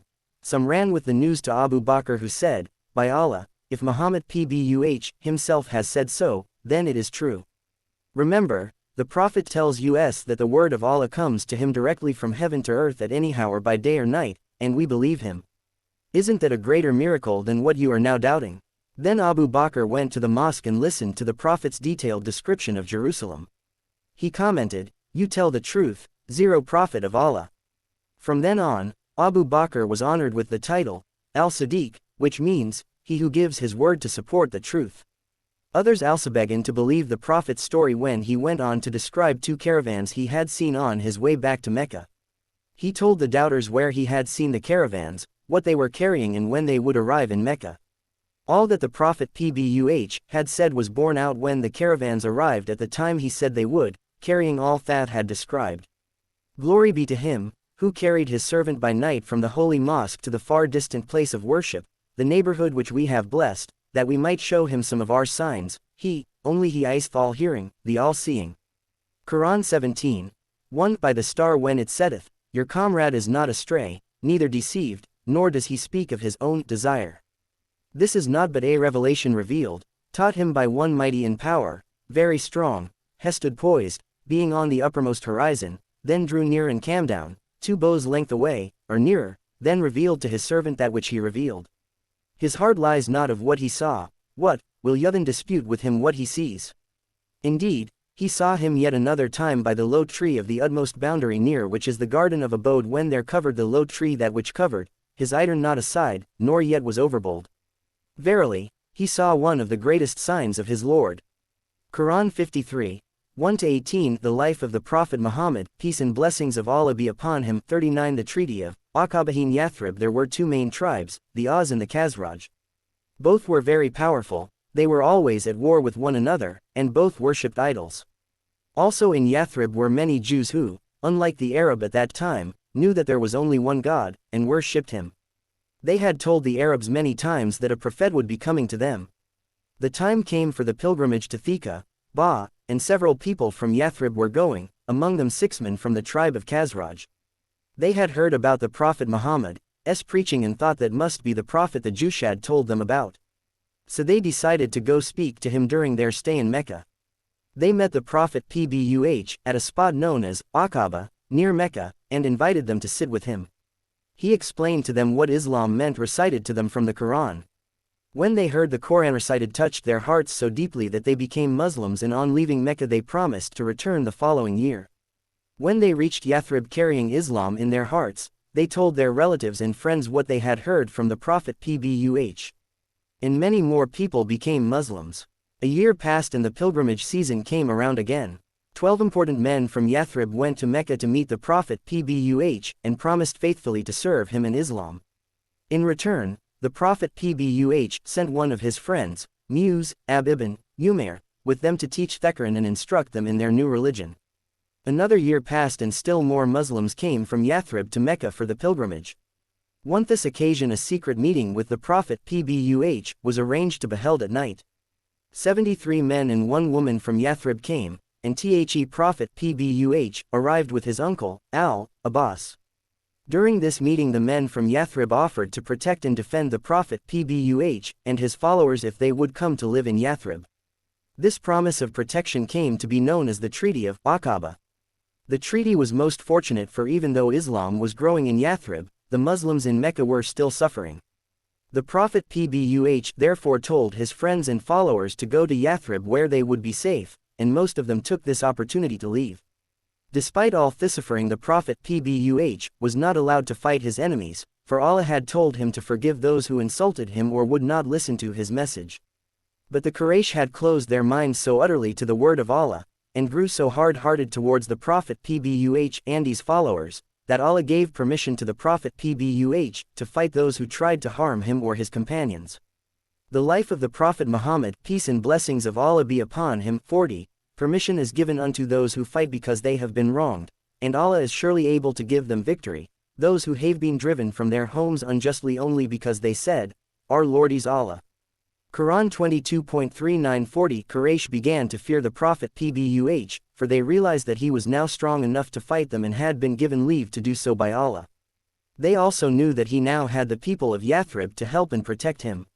Seeing that the Muslims were leaving the city, they decided to kill the Prophet PBUH before he, too, left Mecca to join his followers in Yathrib.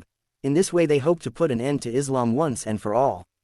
The life of the Prophet Muhammad, peace and blessings of Allah be upon him. 41. Al-Hijra, the breaking of all connections with one's home, for the sake of Allah alone. After his companions had left for Yathrib, the Prophet PBUH stayed in Mecca, waiting for permission from Allah to leave the city. Abu Bakr and Ali stayed with him. There were also some Muslims whom Quraysh had not allowed to leave. Abu Bakr kept asking the Prophet PBUH to allow him to go to Yathrib, but the Messenger of Allah PBUH kept saying, Do not be in a hurry, it might be that Allah will give you a traveling companion. The leaders of Quraysh assembled in the house of their ancestor, Qsa, as was customary when they had an important decision to make. They had to find a way of getting rid of the Prophet Muhammad PBUH before he was able to join his friends in Yathrib. As he were busy arguing, the devil appeared at the door in the form of a noble and handsome old man. When they saw this elderly gentleman standing there, they asked him who he was. He said he was a sheikh from the mountains who had heard what they meant to do and thought he might be able to help or advise them. They thought he looked like a wise man, so they invited him in. Each leader then started to put forward ideas about what should be done, but none of them could agree about which was best, until Abu Jahl told them his plan. This was that each clan should provide a strong, young warrior, each of whom would be given a sword. All the young warriors would then wait outside the Prophet's house and together attack him as he came out. In this way they would be rid of him, but as the blame for killing him would fall on all the clans, the Prophet's family would not be able to seek revenge. When he heard this, the devil in the disguise of the old man, said, "That man is right, in my opinion it is the only thing to do." The leaders of Quraysh then left to carry out their plan to murder the Prophet PBUH. And when the unbelievers plot against thee, to confine thee, or kill thee, or to drive thee out, they were plotting, but Allah was also plotting, and Allah is the best of plotters. Quran 8.30 Before the night fell, on which Muhammad PBUH was to be killed, the Archangel Gabriel came to him and said, "Do not sleep tonight in your own bed." The Prophet PBUH understood what was going to happen, so he told Ali to lie in his bed and wrap himself in the blanket that the Prophet PBUH normally used, promising that no harm would befall him. With the coming of darkness, the young men of Quraysh had gathered outside the Prophet's house, waiting for him to come out. After he had the life of the Prophet Muhammad, peace and blessings of Allah be upon him, 42 made sure that Ali was safe, the Prophet PBUH left the house. At that very moment Allah took away the sight of the warriors so that they could not see the Prophet PBUH, who took a handful of dust, sprinkled it on their heads and recited these verses. In the name of Allah, the Beneficent, the Merciful, Yasin by the wise Quran, thou art truly among those sent on the straight path, a revelation of the Almighty, the All-Wise, that thou may warn a people whose fathers were never warned, so they are heedless. The word has already proved true of most of them, yet they do not believe. Lo, we have put on their necks collars of iron up to the chin, so that they are made stiff-necked, and we have put before them a barrier, and we have covered them so they do not see. Quran 36.19 The young men waited the whole night and were furious when, in the morning, they saw Ali instead of the Prophet PBUH coming out of the house. They realized that their plan had failed completely. In the meantime, the Prophet PBUH went to Abu Bakr's house and told him, "Allah has told me that now is the time for us to leave Mecca." "Together?" asked Abu Bakr. "Together," the Prophet PBUH replied. Abu Bakr wept for joy, because now he knew that the traveling companion he had been promised was the Prophet PBUH himself. Then he said, "O Messenger of Allah, these are the 2 camels which I have kept ready for this." And so, the 2 of them left for a cave in Thar, a mountain to the south of Mecca where they intended to hide. When they were out of the city, the Prophet PBUH looked back and said, "Of all Allah's earth, you are the dearest place to Allah and to me, and if my people had not driven me out I would never have left you." When Quraysh found out that the Prophet PBUH and his companion had gone, they set out after them, searching in every direction. 3 days later they finally reached the cave where the Prophet PBUH and Abu Bakr were hiding, but a strange and wonderful thing had happened. Aspider had woven its web right across the entrance to the cave and a dove was nesting with her mate nearby. As the Meccans stood in front of the cave, with only the spider's web separating them from the fugitives, Abu Bakr began to fear for their safety. He whispered to the Prophet PBUH, "They are very close. If one of them turns we will be seen." But he was comforted by the Prophet's reply, "What do you think of 2 who have with them Allah as their third? Grieve not, for verily Allah is with us."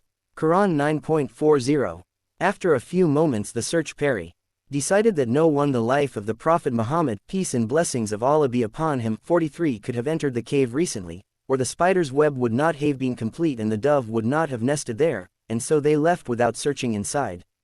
3 days later the Prophet PBUH and Abu Bakr thought it safe to leave the cave. Abu Bakr's son, Amir, had arranged for 3 camels and a guide to help them continue their journey to Yathrib. Amir would ride behind his father. The leaders of Quraysh, meanwhile, returned to Mecca and offered a reward of 100 camels to whoever captured the Prophet PBUH. Among those who went in search of him was a famous warrior. He was, in fact, the only one to catch up with him, but whenever he came close, his horse would suddenly sink up to its knees in the sand. When this had happened 3 times, he understood that the Prophet PBUH was protected by a power stronger than anything he had known, and so he went back to Mecca. On arriving there he warned everyone against continuing the search, relating what had happened to him. If you do not help him, still Allah has helped him already. When the unbelievers drove him forth, he second of 2, when the 2 were in the cave, when he said to his companion, "Grieve not, surely Allah is with us." Then Allah caused his peace and reassurance to descend upon him, and helped him with hosts you cannot see, and he made the word of the unbelievers the lowest, while Allah's word is the uppermost. Allah is Almighty, All-Wise. Quran 9.40 The Prophet's journey from Mecca is called the Hijra, or migration. It was really the first step towards the spread of Islam throughout the entire world, and Muslims begin their calendar from the year of the Hijra, the life of the Prophet Muhammad, peace and blessings of Allah be upon him. 44 Arrival in Yathrib. When the people of Yathrib heard that the Prophet PBUH had left Mecca and was on his way to their city, they anxiously awaited his arrival. Each morning they would go to the edge of the city to see if he were coming. Finally, on Monday, September 27, in the year 622 AD, someone saw him in the distance and shouted to everyone, "Here is Muhammad. PBUH, the messenger of Allah has arrived." All the Muslims went out to greet him, shouting, "Allahu Akbar. Allah is great. Muhammad the messenger of Allah has arrived." The women and children sang songs to show how glad they were to see him. The Prophet PBUH entered the city with his friend Abu Bakr. Most of the people there had not seen him before, and as they gathered around they did not know which of the 2 was the Prophet PBUH, until Abu Bakr got up to shield him with his cloak from the burning sun. Yathrib would now be called Al-Madinah, which means, the city. The Messenger of God PBUH stayed in Quba, which is a place at the entrance of Medina, for 3 days. On the first Friday after his arrival the Prophet led the congregation in prayer. After this many of the wealthiest men invited him to come and live with them and share their riches. But he refused and, pointing to his she-camel, Qaswa, said, "Let her go her way," because he knew that his camel was under Allah's command and would guide him to the spot where he should stay. They let the camel go until she finally knelt down beside a house belonging to the Bani and Najjar, the tribe to whom the Prophet's mother was related. This house was used as a drying place for dates and belonged to 2 young orphan boys Namedsal and Suhail. They offered to give it to the Prophet PBUH, but he insisted on paying them for it, and so their guardian, Ad the son of Zurara, who was present, made the necessary arrangements. The Prophet PBUH ordered that a mosque and a place for him to live be built on the site. All the Muslims worked together to finish it quickly. Even the Prophet PBUH joined in. It was here that the Muslims would pray and meet to make important decisions and plans. The building was quite plain and simple. The floor was beaten earth and the roof of palm leaves was held up by tree trunks. 2 stones marked the direction of prayer. At first worshippers faced Jerusalem, but soon after the direction of prayer was changed towards the Kaaba in Mecca. After the building of the mosque, the Prophet PBUH wanted to strengthen the relationship between the people called the Muhajir or emigrants, who had left Mecca with him, and the people of Medina, who the life of the Prophet Muhammad peace and blessings of Allah be upon him 45 were known as the Ansar, or helpers. Each man from Medina took Ash's brother a man from Mecca, sharing everything with him and treating him as a member of his own family. This was the beginning of the Islamic Brotherhood. In the early days of Islam, the times for prayer were not announced, and so the Muslims would come to the mosque and wait for the prayer so as not to miss it. The Prophet PBUH wondered how to tell the people that it was time for prayers. He discussed it with his friends, and at first 2 ideas were put forward, that of blowing a horn as Jews did, and that of using a wooden clapper like the Christians. Then a man called Abd Allah ibn Zayd came to the Prophet PBUH, and told him he had had a dream in which he had seen a man dressed in green, holding a wooden clapper. He had said to the man, "Would you sell me your clapper in order to call the people to prayer?" The man had replied, "A better way to call the people to prayer is to say, Allahu Akbar, Allah is most great." 4 times, followed by, "I bear witness that there is no divinity but Allah, I bear witness that Muhammad is the messenger of Allah, come to prayer, come to prayer, come to salvation, come to salvation. Allahu Akbar, Allahu Akbar. There is no divinity but Allah." When the Prophet PBUH heard this, he said it was a true vision from Allah.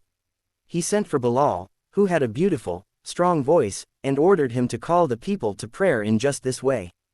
Bilal did so, and soon after, Umar came out of his house and told the Prophet PBUH that he had seen exactly the same vision himself. The Prophet PBUH replied, Allah be praised for that.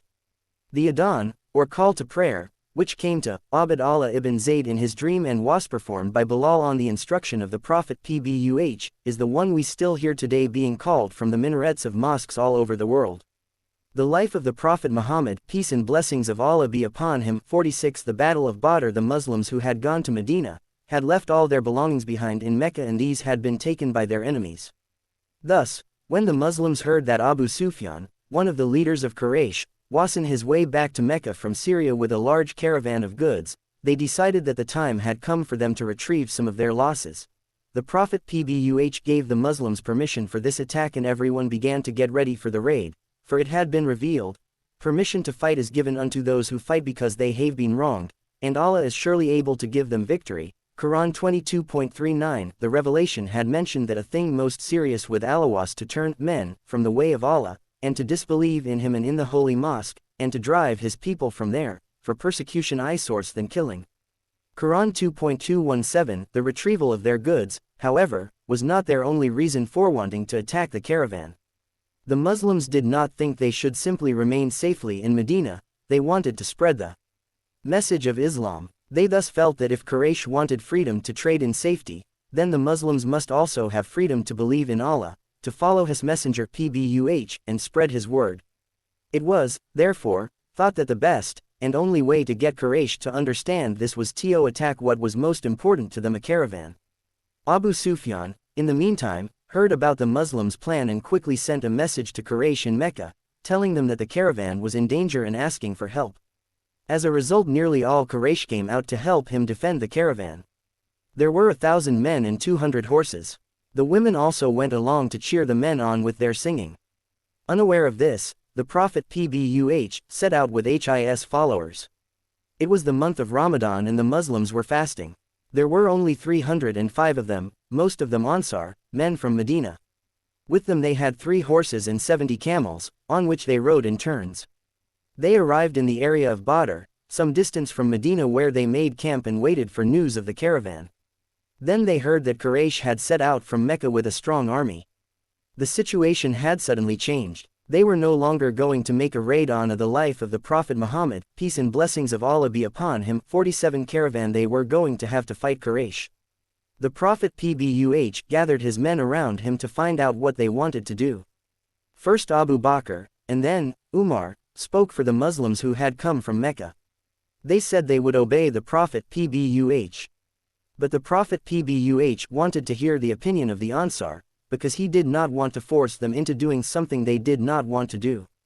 Sa'd ibn Mu'adh, one of the leaders of the Ansar, got up and said, "We believe in you and we swear before all men that what you have brought is the truth.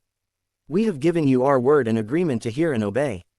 So go where you wish, we are with you even if you should lead us into the sea."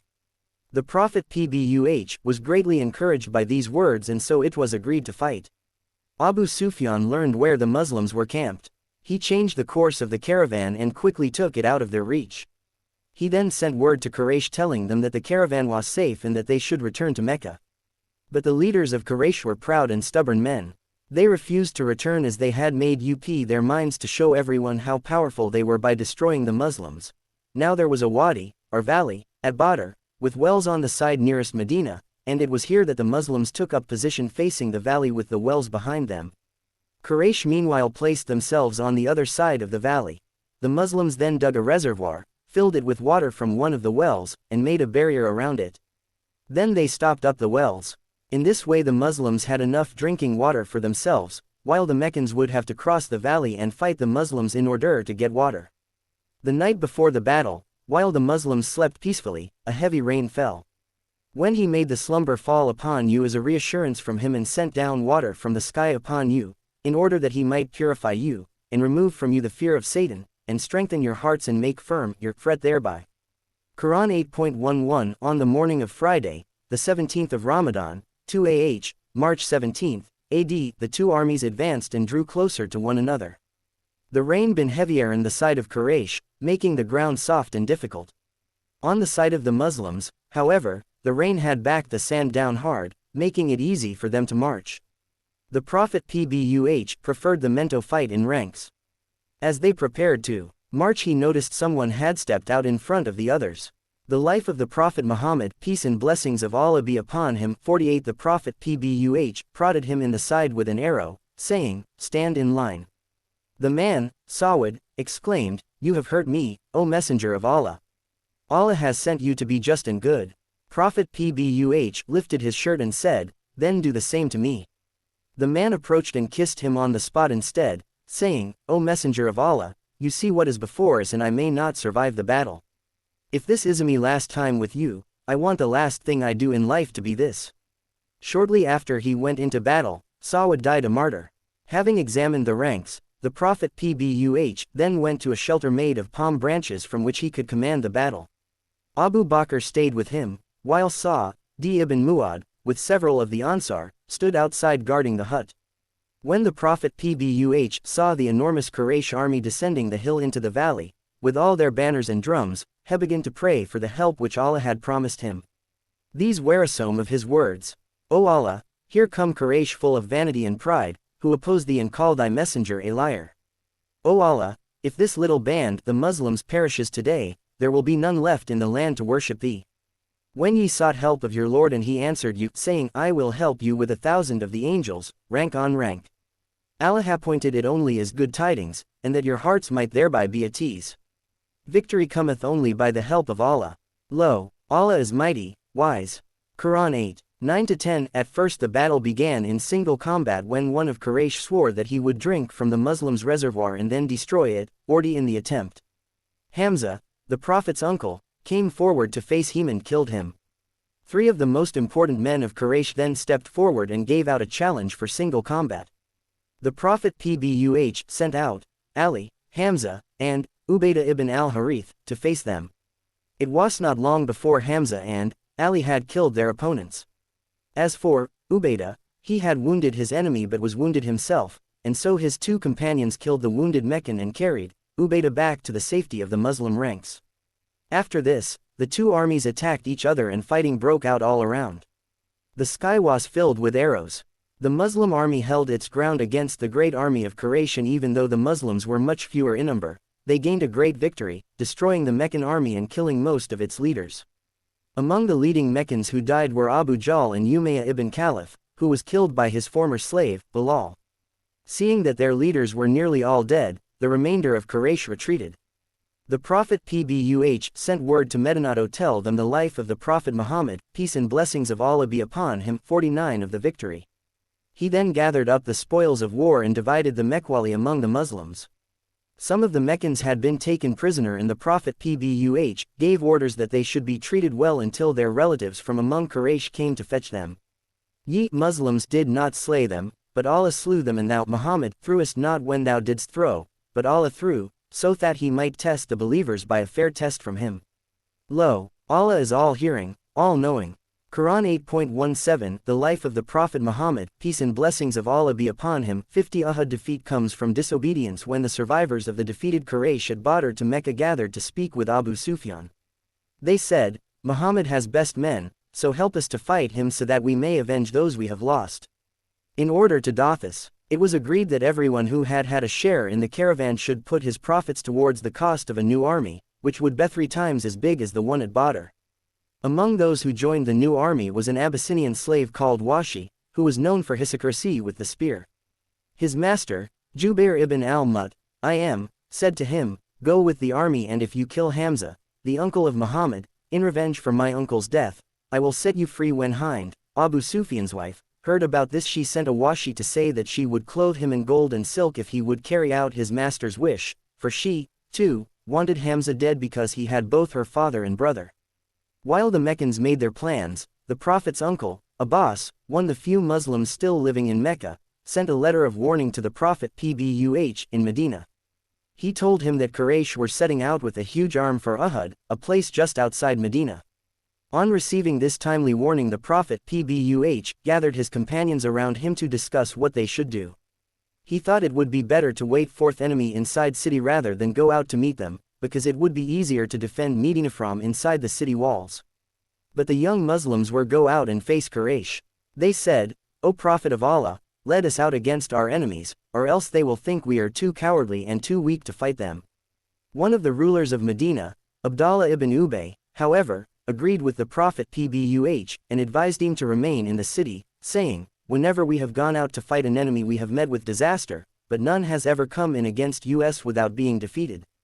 But when the Prophet PBUH saw that the majority were in favor of going out to meet Quraysh, he decided to do so, and after the Friday prayer he put on his armor. The Muslims then set out with 1,000 men in the direction of Mount Uhud, which overlooks Medina. The enemy was camped on the plain below the mountain where they were laying waste the crops of the Muslims. Abdallah ibn Ubay was angry that the Prophet PBUH had not followed his advice, and after going part of the way, turned back for Medina, taking 1/3 of the entire army with him. This left to the life of the Prophet Muhammad, peace and blessings of Allah be upon him, 51 Prophet PBUH, with only 700 men to meet the enormous Meccan army, which numbered 3,000. The remainder of the Muslims went on until they reached the mountain of Uhud. There the Prophet PBUH ordered them to stand in ranks in front of the mountain, so that they would be protected from behind. He then positioned 50 archers on top of the mountain, giving them the following order: "Keep the Meccan cavalry away from us with your arrows and don't let them come against us from the rear, whether the battle goes in our favor or against us. Whatever happens, keep to your places so that we cannot be attacked from your direction, even if you see us being slain or booty being taken."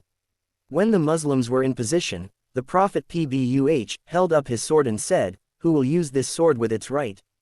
This was a great honor and many men rose to claim it, but a Prophet PBUH decided to give it to Abu Dujana, a fearless warrior. Then the battle commenced. The Muslims were well organized and had the advantage, because although Quraysh had more than 4 times as many men, they were tired from their journey and thus not ready to fight. As a result, the Muslims were able to make a surprise attack, led by Abu Dujana, who was wearing a brilliant red turban. As the fighting increased, the Quraysh women, led by Hind, began to beat their drums towards their men on. They called out poems to encourage their men to be brave. "If you advance, we hug you. Spread soft rugs beneath you. If you retreat, we leave you. Leave and no more love you." Abu Dujana said, "I saw someone urging the enemy on, shouting wildly, and I made for him, but when I lifted my sword against him he screamed and I saw that it was a woman. I respected the apostle's sword too much to use it on a woman. That woman was Hind." As usual, Hamza, the Prophet's uncle, fought with great courage, but while leading the Muslims in a fierce attack, which nearly defeated the Meccans, he was suddenly and cruelly struck down by the slave Washi. Later, Washi told how it happened. "I was watching Hamza while he was killing men with his sword. I aimed my spear until I was sure it would the mark and hurled it at him. He came on towards me but collapsed and fell. I left him there until he died, then I came and took back my spear. Then I went back to the camp because I did not want to kill anyone but him. My only aim in killing him was to gain my freedom." The Quraysh warriors were soon scattered and forced to retreat. It looked as though they had been defeated. Seeing this, 40 of the 50 Muslims archers on top of the mountain ran down from their position to collect booty, for the Quraysh army had left many of their belongings behind. The archers rushed to take what they could, forgetting that the life of the Prophet Muhammad, peace and blessings of Allah be upon him, 52 Prophet's orders. Khalid ibn al-Walid, commander of the Quraysh cavalry, saw what happening and quickly turned his men around and ordered them to attack the Muslims from behind. The Muslims were taken completely by surprise. The Quraysh then began attacking from both sides at once. Many Muslims were killed and instead of winning they began to lose the battle. To add to the confusion, it was rumored that the Prophet PBUH had killed. When the Muslims heard this they were at a loss to know what to do. Then a man named Anas called out, "Brothers, if Muhammad PBUH has been killed, what will your lives be worth without him? Don't think about living or dying. Fight for Allah. Get up and die the way Muhammad PBUH died." And on hearing these words the Muslims took courage. There had been several cavalry attacks on the position held by the Prophet PBUH, and his companions and the Prophet's cheek had been badly gashed. As the Meccans closed in again he called out, "Who will sell his life for us?" At this, 5 Ansar got up and fought until they were killed, one by one.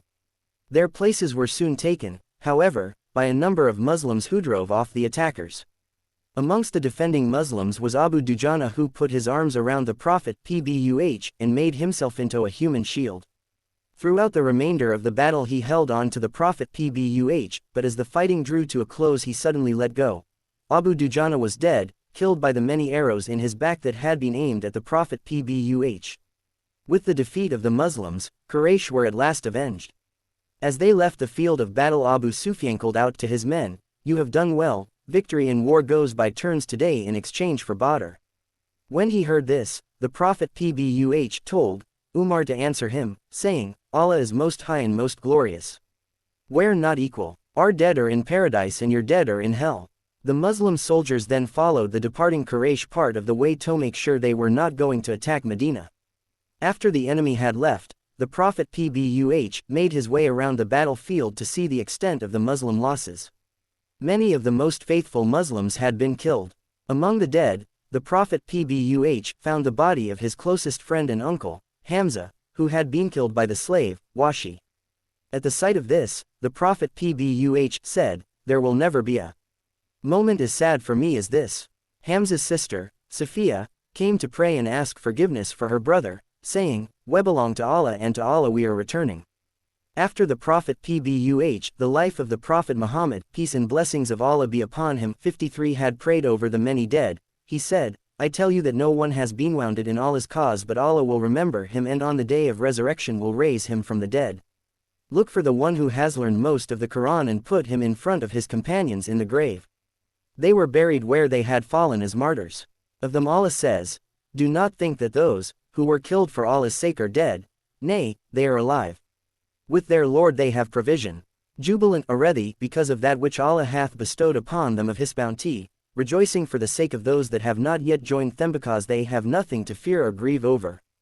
Quran 3.169170. It is said that the Prophet PBUH swore that no Muslim who had died for his beliefs would want to come back to life for a single hour, even if he could own the whole world, unless he could return and fight for Allah and be killed a second time. The Muslims realized that their defeat had been caused by their disobedience to the Prophet PBUH. The Quran tells us that the Muslims had been tested by Allah at Uhud and had failed, but that Allah forgave them their weakness. "Some of you there are that desire this world, and some of you there are that desire the next world. Then he turned you from them, that he might try you, and he has forgiven you, and Allah is bounteous to the believers." Quran 3.145. People living nowadays should learn from the lessons learned by the early Muslims at Uhud. Disobedience to the Prophet PBUH and love for things of this world caused their defeat. The same can happen to us as well. Even if we have no battle like Uhud to fight, we can still die for Allah's sake by fighting what is bad in ourselves. When the Prophet PBUH came back from a battle he said to his men, "We have returned from the lesser war to the greater war." He meant by this that the struggle that goes on within every human being to become a better person is the more difficult battle. The life of the Prophet Muhammad, peace and blessings of Allah be upon him. 54. The Battle of the Trench. When the Prophet PBUH first arrived in Medina, the Jews who were living there had welcomed him. The Prophet PBUH had returned their greeting, as he wished to be on good terms with them. An agreement was also reached between the Muslims and the Jews, which gave the Jews the freedom to practice their religion and which also set out their rights and their duties. Among these duties was that in the case of war with Quraysh, the Jews would fight on the side of the Muslims. Despite this agreement, however, some of the Jewish tribes, who resented the Prophet's presence in Medina, soon began to cause trouble amongst the Muslims. They tried to set the Muslim emigrants from Mecca and the Ansar against each other. The troublemakers were given many warnings, but they continued to be a nuisance. In the end, the Muslims had no choice but to drive them from Medina. A new agreement was offered those Jews who remained, but the trouble did not end there. One of the Jewish tribes, the Bani Nadir, plotted to murder the Prophet PBUH, but their plan was discovered and they, too, were exiled from the city. Knowing that they could not defeat the Muslims themselves, some of the leaders of the exiled Jews secretly went to Mecca to enlist the help of Quraysh. Knowing what the Meccans would like to hear, they pretended to believe in the same things. They said that they thought that the old Arab tradition was better than the teachings of the Prophet Muhammad PBUH, and that they believed that the Quraysh religion of worshipping many idols was better than the Prophet's with only one God. Then the Jews told them that if all the Arab tribes attacked Medina, the Jews inside the city would help to defeat the Prophet PBUH and Islam once and for all. The leaders of Quraysh were pleased to hear all this, and seizing on what seemed to them a very good opportunity, agreed to the plan and began to gather together a formidable army. In the meantime in Medina, only one Jewish tribe, the Bani Qurayza, refused to betray the Muslims. Eventually the Muslims learned of the preparations being made forward in Mecca and of the plotting of the Jews within Medina itself. The betrayal of the Muslims by the Jews did not surprise the Prophet PBUH, who said of them, "The hearts of the Jews have become closed to the truth. They have forgotten what Moses taught them long ago, that there is only one God." The life of the Prophet Muhammad, peace and blessings of Allah be upon him. 55. The likeness of those who are entrusted with the law of Moses, yet apply it not, is as the likeness of the ass-carrying books. Evil is the likeness of the people who deny the revelations of Allah. And allegeth not wrongdoing folk. Quran 62.5. The Muslims wondered how they could defend Medina. They heard that Abu Sufyan was coming to attack them with an enormous army which included many other Arab tribes, as well as Quraysh. What were they to do with only a single week to prepare? The Prophet PBUH and his men knew that it would be impossible for them to fight off all these tribes. The only thing they could do was to stay inside the city and try to defend it as best they could. Now among the people of Medina was a Persian named Salman, who had to live in the city some time before the Prophet's arrival there. As a convert to Christianity, he had traveled to Medina after Christian sages had told him that a prophet would be born in Arabia. On arriving in, he was, however, sold into slavery by the merchants with whom he had traveled. Later he became a Muslim, gained his freedom and became a member of the Prophet's household. When the people gathered to discuss a plan of action against the approaching enemy, Salman was present, and it was he who suggested that they should dig a trench around the city. The Prophet PBUH thought this a good idea, so the Muslims set to work, although it was in the middle of winter. They worked day and night, digging the trench as quickly as possible. The Prophet PBUH himself carried rocks, and when the men were tired he gave them the will to carry on. Someone later called how beautiful he looked, dressed in a red cloak with dust upon his breast and his dark hair nearly reaching his shoulders. There was little food at this time, and the men were often hungry as they worked. On one occasion, however, a little girl gave some dates to the Prophet PBUH, which he spread out on a cloth. The men were then called to eat, and the dates kept increasing in number until everyone had been fed. Even after everyone had eaten their fill, the dates continued to increase so that there were more than the cloth could hold. Similarly, there is the story of the lamb, that has come down to us from one who was there. We worked with the apostle at the trench. I had a half-grown lamb, and I thought it would be a good thing to cook it for Allah's messenger. I told my wife to grind barley and make some bread for us.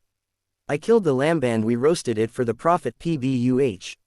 When night fell and he was about to leave the trench, I told him we had prepared bread and meat and invited him to our home. I wanted him to come on his own, but when he said this he sent someone to call all the men to come along. Everyone arrived and the food was served. He blessed it and invoked the name of the life of the Prophet Muhammad, peace and blessings of Allah be upon him. 56 Allah over it. Then he ate, and so did all of the others. As soon as one lot were satisfied, another group came until all the diggers had eaten enough, but still there was food to spare. On March 24, 627 AD, Abu Sufyan arrived with more than 10,000 men. The Muslims numbered only 3,000.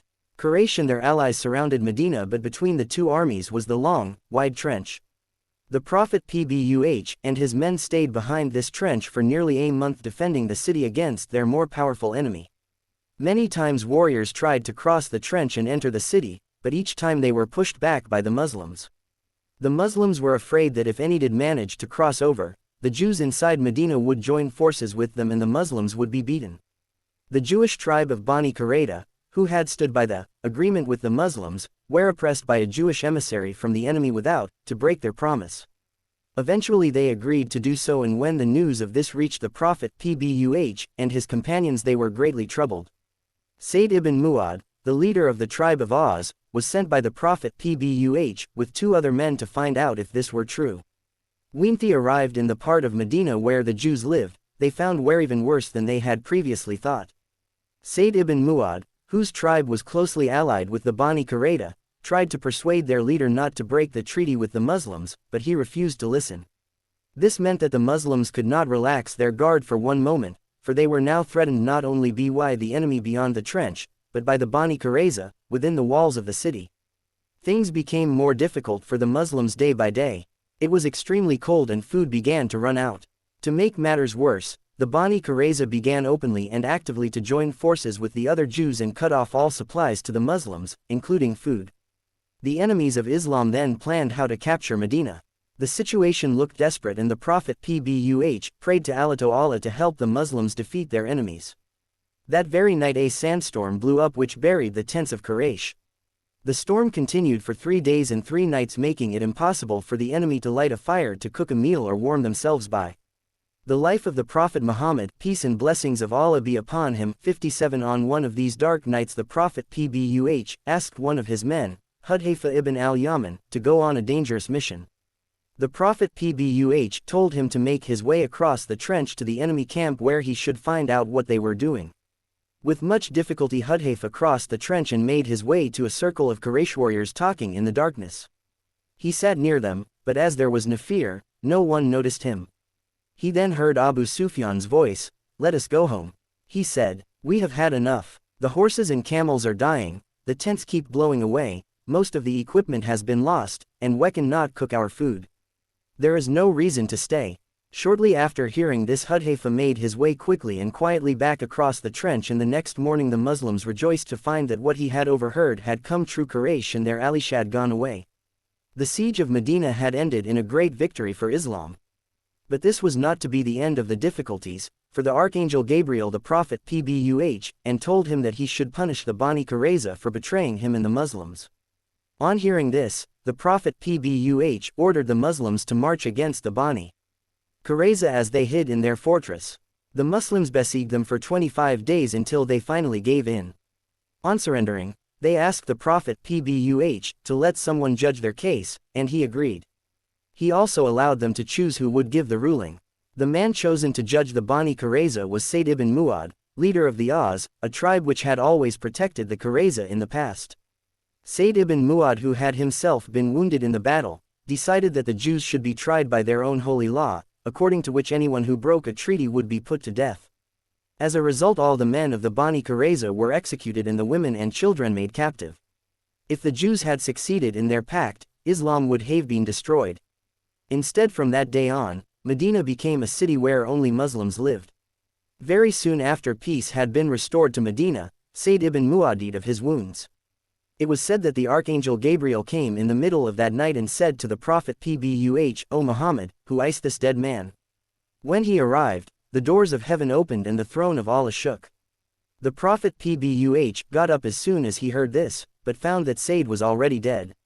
Although he had been a heavy man, the men who carried his body to the grave found it quite light.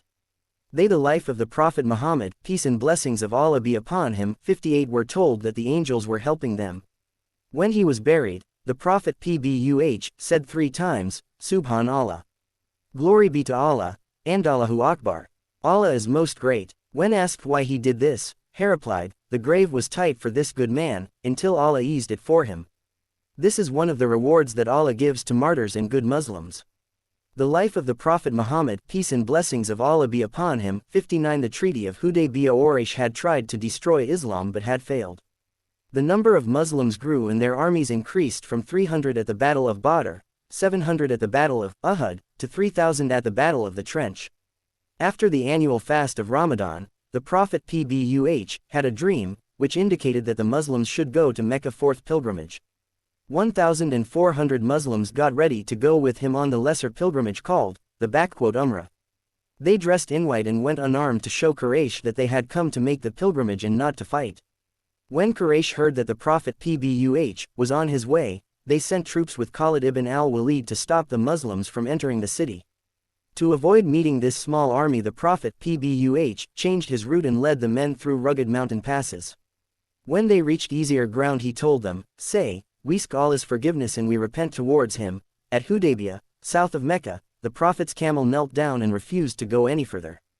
The Muslims thought she was either stubborn or tired, but the Prophet PBUH said, "The same power that once stopped the elephant from entering Mecca is now stopping us." He then ordered them to make camp, which they did, although they all hoped they would travel on to the sacred Kaaba the following day. On setting up camp, the believers were dismayed to find that the springs were almost dry. When he heard this, the messenger of Allah PBUH instructed a man called Najia to take the bowl of water in which he had performed his ablutions, pour it into the hollows where the small amount of spring water lay, and stir it with his arrows. Najia did as he was told, and the fresh water gushed up so suddenly that he was hardly able to get out of the way in time.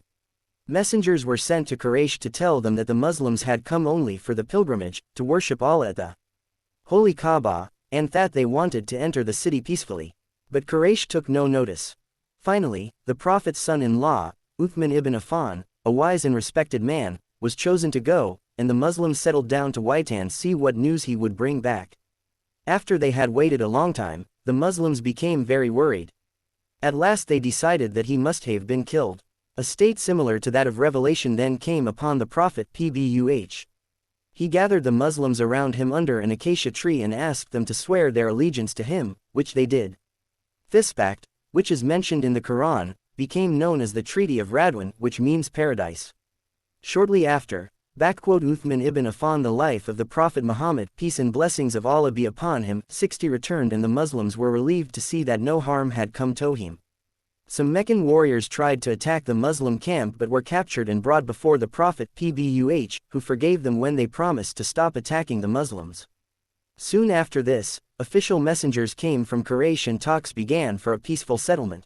A man called Suhail ibn Amr was sent by the Meccans to work out a treaty. When the Prophet PBUH asked Ali to write, "In the name of Allah, the most gracious, the most merciful," on the top of the page, Suhail objected, saying, "Write only, Bismik Allahumma, in thy name, 0 Allah. I don't know him as Al-Rahman, the most gracious, Al-Rahim, the most merciful." The Prophet PBUH agreed and dictated, "This is a treaty between Muhammad the Messenger of Allah and Suhail ibn Amr." "Stop," cried Suhail, "I don't believe that you are Rasulallah, the Messenger of Allah. If I thought you were Allah's messenger, I wouldn't be fighting against you, would I?" Calmly, the Prophet PBUH agreed that he should be referred to in the treaty as Muhammad, son of Abd Allah. The Muslims were very upset at this, and Umar furiously cried out, "Are you not Allah's messenger, and are we not Muslims? How can we accept such treatment when we are right and they are wrong? This will make people laugh at our religion." But the Prophet PBUH knew what was best, and the Treaty of Hudaybiyah was signed. In this treaty the two sides agreed to stop fighting for a period often years. It was also agreed that the Muslims should go back to Medina immediately, but that they could return the following year for the pilgrimage. This pilgrimage would last 3 days. In addition, the treaty allowed Muslims wishing to leave Islam and return to Mecca to do so. It also permitted Meccans to leave and become Muslims provided they had the permission of their guardians. The Muslims agreed to send any Meccan who did not have their guardian's permission back to Mecca. Suhail's son had come with his father with the idea of joining the Prophet PBUH, but when the treaty was signed he was, of course, forced to return to Mecca. He cried bitterly. The Prophet PBUH said, "O Abu Jandal, be patient and control yourself. Allah will provide relief and find a way out for you and others like you." The majority of the Muslims were very disappointed when they heard the terms of the agreement and thought that it should not have been accepted. They did not realize that this was in fact a great victory for the Prophet PBUH, which Allah would later confirm in a revelation. The agreement made sure that the following year they would enter Mecca peacefully, and in time would result in Muslims becoming stronger and the life of the Prophet Muhammad, peace and blessings of Allah be upon him, 61 more respected throughout Arabia. At the time the treaty was signed, the Muslims could not have foreseen that the number of people who would travel to Medina to become Muslims in following year would be greater than in all the years before. Before the Muslims departed, they followed the Prophet's example of making sacrifice and either shaving or cutting their hair. Even though they were unable to visit the sacred mosque, their pilgrimage was accepted by Allah because it had been their true intention. On the return journey to Medina, the victory chapter of the Quran was revealed to the Prophet PBUH. It begins, "In the name of Allah, the Beneficent, the Merciful, surely we have given thee, 0 Muhammad, a clear victory, that Allah may forgive thee of thy sin that which is past and that which is to come, and may complete his blessings upon thee, and may guide thee in the right path, and that Allah may help thee with mighty help." Quran 48.13. Now most of those who left Mecca to join the Prophet PBUH, without the consent of their guardians and were turned back by him as agreed, did not in fact return to Mecca, but lived instead in groups along the seashore. Then they were joined by others who had left Mecca, but these groups began to endanger Quraysh caravans which were passing by and disrupted their trade. Because of this, Quraysh told the Prophet PBUH that if he wanted to take these new Muslims, they would not ask for them to be returned. The young men, therefore, joined the Prophet PBUH, and the people in Mecca and Medina grew more at ease with one another. The young men from the seashore were shortly followed by those Muslims who were still living in Abyssinia, and soon the numbers of believers in Medina had doubled. About this time, Khalid ibn al-Walid, the great warrior who had defeated the Muslims at Uhud, set out from Mecca for Medina. Along the way he met Amr ibn al-As, the clever speaker who had pursued the Muslims when they fled to Abyssinia. Amr, who had attempted to find asylum in Abyssinia, had just returned from that country. The Negashaving urged him to enter Islam. He asked Khalid, "Where are you going?" Khalid replied, "The way has become clear. The man is certainly a prophet, and by Allah, I am going to become a Muslim. How much longer should I delay?" Amr ibn al-As answered, "I am traveling for the same reason." So they both traveled on to Medina to join the Prophet PBUH. The two men were, however, worried about meeting the Prophet PBUH because of having fought against the Muslims in the past. The life of the Prophet Muhammad, peace and blessings of Allah be upon him, 62. Therefore, Amr came before Allah's messenger. He said, "O Prophet, will my past faults be forgiven and no mention made of what has gone before?" The Prophet PBUH replied, "Amr, Islam wipes away everything that happened before, as does the Hijrah." A year after the signing of the Treaty of Hudaybiyah, the Prophet PBUH was able to lead 2,000 pilgrims on the Umrah. Quraysh vacated Mecca and watched the rites from the hills above the city. The agreed period of 3 days was observed, after which the Muslims returned to Medina. The life of the Prophet Muhammad, peace and blessings of Allah be upon him, 63. The invitation, the peace which the Treaty of Hudaybiyah guaranteed for 10 years meant people could travel from all over Arabia to visit the Prophet PBUH, and a great many came to declare their Islam. Also, during this period the Prophet PBUH decided that the time had come for his message to be taken to other countries, so he sent trusted companions with letters, telling of his message, to the leaders of the most powerful nations of the day. It is recorded that he said, "Allah has sent me as a mercy to all men, so take the message from me that Allah has mercy on you."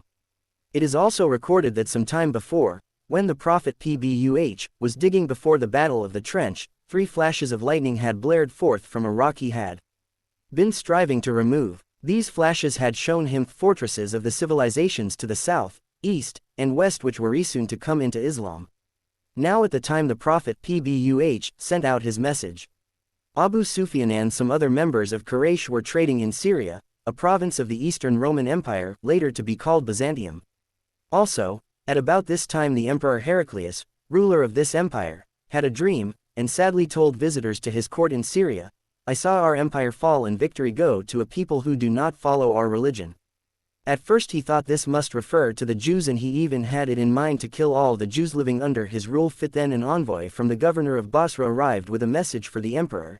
Emperor Heraclius, there are some Arabs in the city who are speaking of wonderful happenings in their country, and he then told of what he had heard about the Prophet PBUH. On hearing this, Heraclius commanded his soldiers, "Go and find me someone who can tell me more about this." The soldiers, however, did not find those who had been talking about the Prophet PBUH, but instead found Abu Sufyan and some of his companions and brought them before the emperor. Heraclius asked, "Is there anyone among you who is a close relative of the Prophet Muhammad PBUH?" Abu Sufyan replied, "I am." So the emperor addressed all the questions to him, thinking he would know the Prophet PBUH best. He said, "Tell me, what is the Prophet's position in your tribe?" Abu Sufyan said, "He is a member of our most respected family." "Did anyone before him say the kinds of things he says?" The emperor went on. "No," was the reply. "And was he ever accused of lying or cheating?" "Never." And then the emperor asked, "And what about his ideas and opinions, and his powers of reasoning?" "No one has ever had the life of the Prophet Muhammad, peace and blessings of Allah be upon him, 64 cause to doubt him or find fault with his reasoning," replied Abu Sufyan. "Who follows him, the proud or the humble?" "The humble." "Do his followers increase or decrease?" "They increase," said Abu Sufyan. "None of his followers leave him." The emperor then turned to other matters and asked, "If he makes a treaty, does he keep it?" "Yes," Abu Sufyan replied. "Did you ever fight against him?" inquired the emperor. To which Abu Sufyan answered, yes. Sometimes we won, sometimes he won, but he never broke his word in any agreement. The emperor then asked, what does he say people must do? To worship one God, said Abu Sufyan. He forbids people to worship as their fathers worshipped, and says they must pray to Allah alone, give alms, keep their word, and fulfill their duties and responsibilities. Abu Sufyan had spoken the truth. Even Thafhe was an enemy of the Prophet PBUH, and did not become a Muslim until the very end of his life. But he was afraid to lie before the members of his caravan who were also there with him. The meeting ended with these words from the emperor, I see from this that he is indeed a prophet. You said that his followers do not leave him, which proves they have true faith, for faith does not enter the heart and then go away. I knew he was coming, and if what you say is true, he will surely conquer me. If he were with him now, I would wash his feet. You may leave now. It was not long after this that the messenger, Dihaya, arrived at the Syrian court bearing the Prophet Muhammad's letter, which said, if you accept Islam you will be safe and Allah will give you a double reward. If you do not, you will have to live with results of your decision. Heraclius grabbed the letter. He was so upset he could hardly control himself.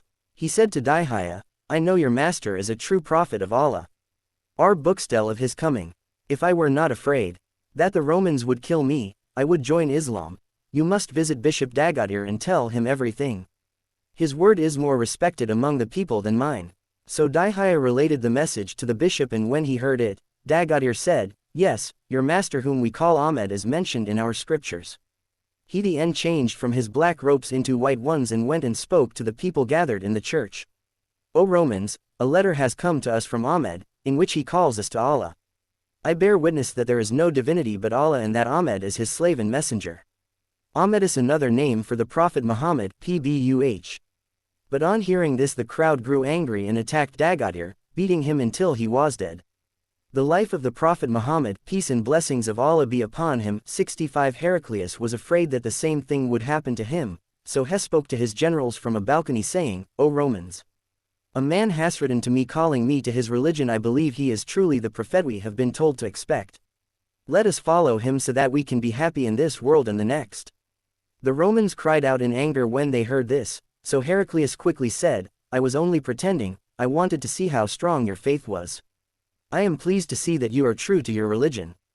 Heraclius then suggested that they attack or give land to the Muslims in order to maintain peace, but the Romans refused.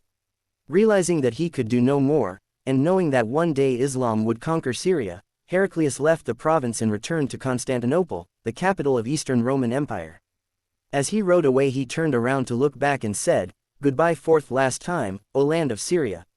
Meanwhile, another of the Prophet's messengers arrived at the palace of Chosroes, the Shah or king of Persia, where he was told by the royal guard, when you see the Shah, you must bow and not lift your head until he speaks to you. To this the Prophet's messenger replied, I will never do that. I bow only to Allah. Then the Shah will not accept the letter you bring, they said.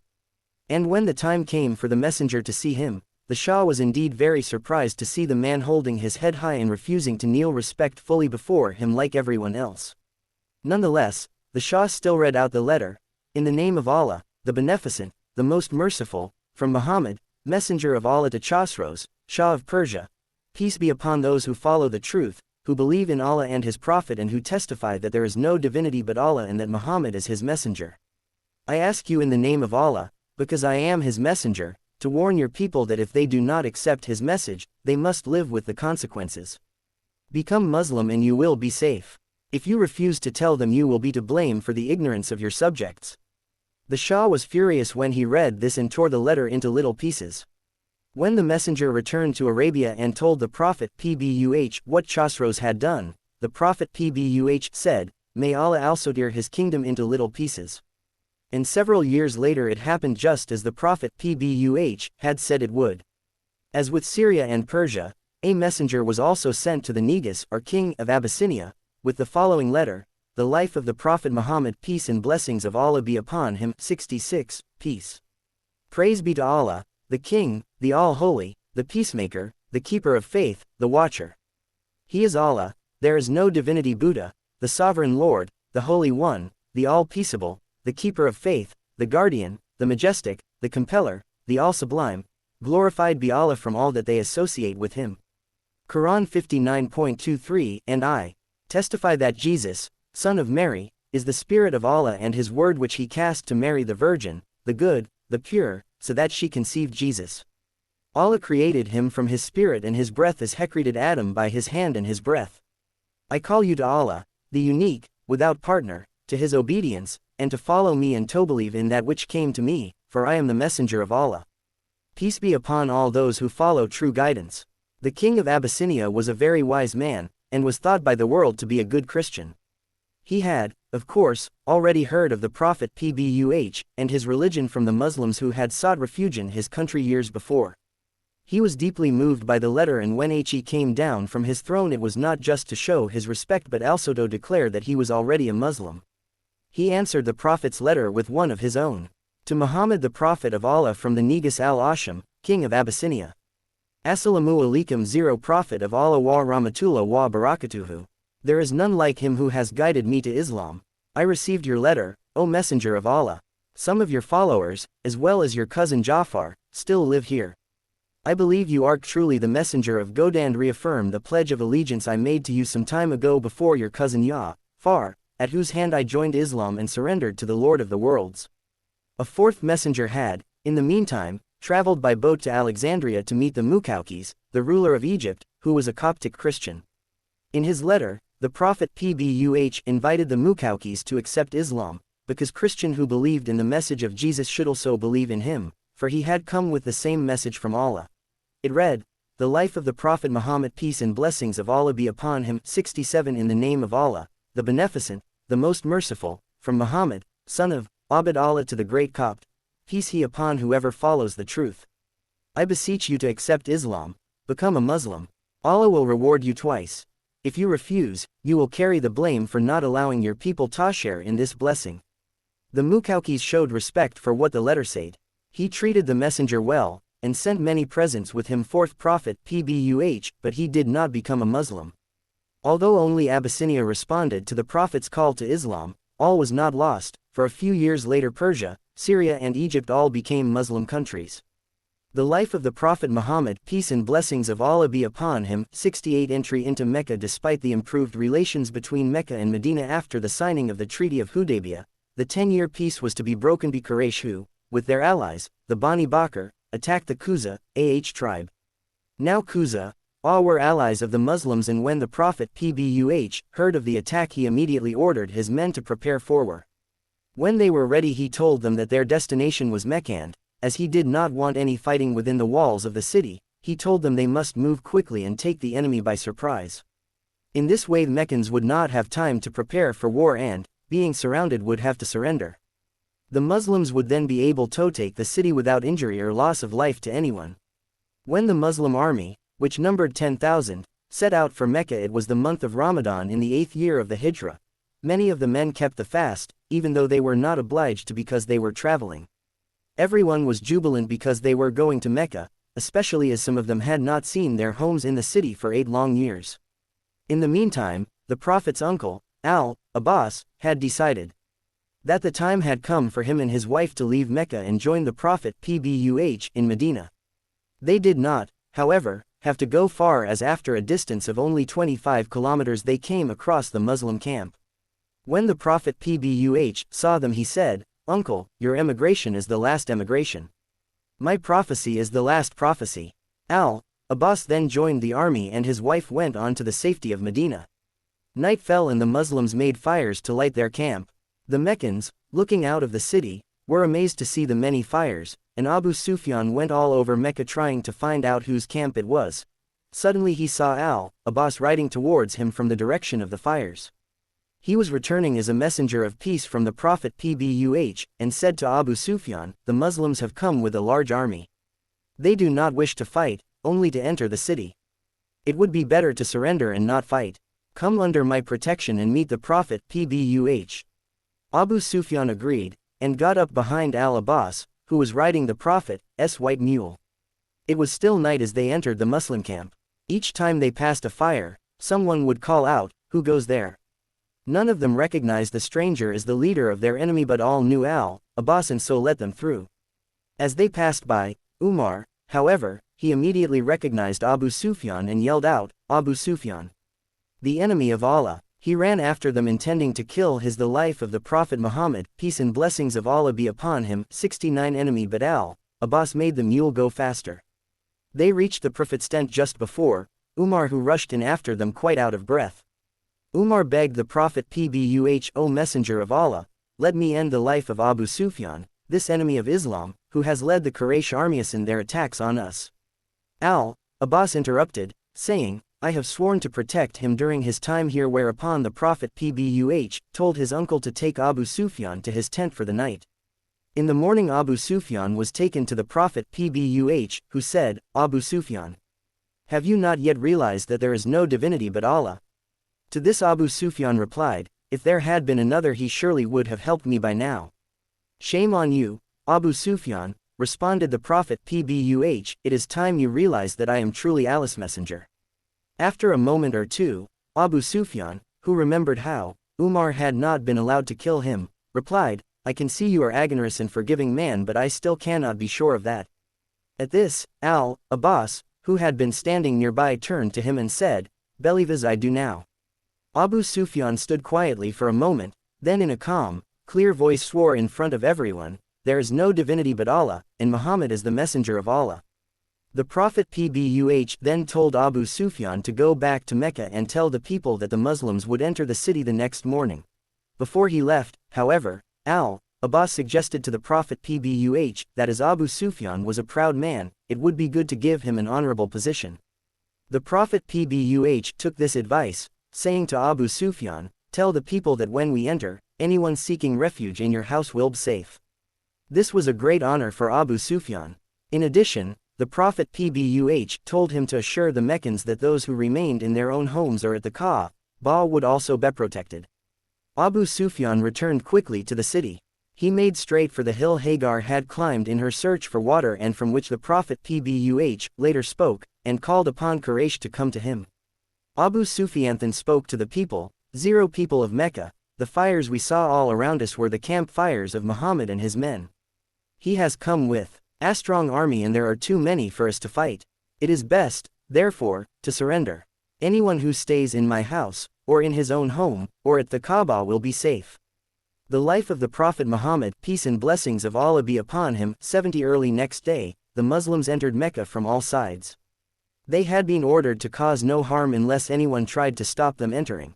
When the Prophet PBUH arrived, he got off his camel, bowed down on the ground and thanked Allah for this victory.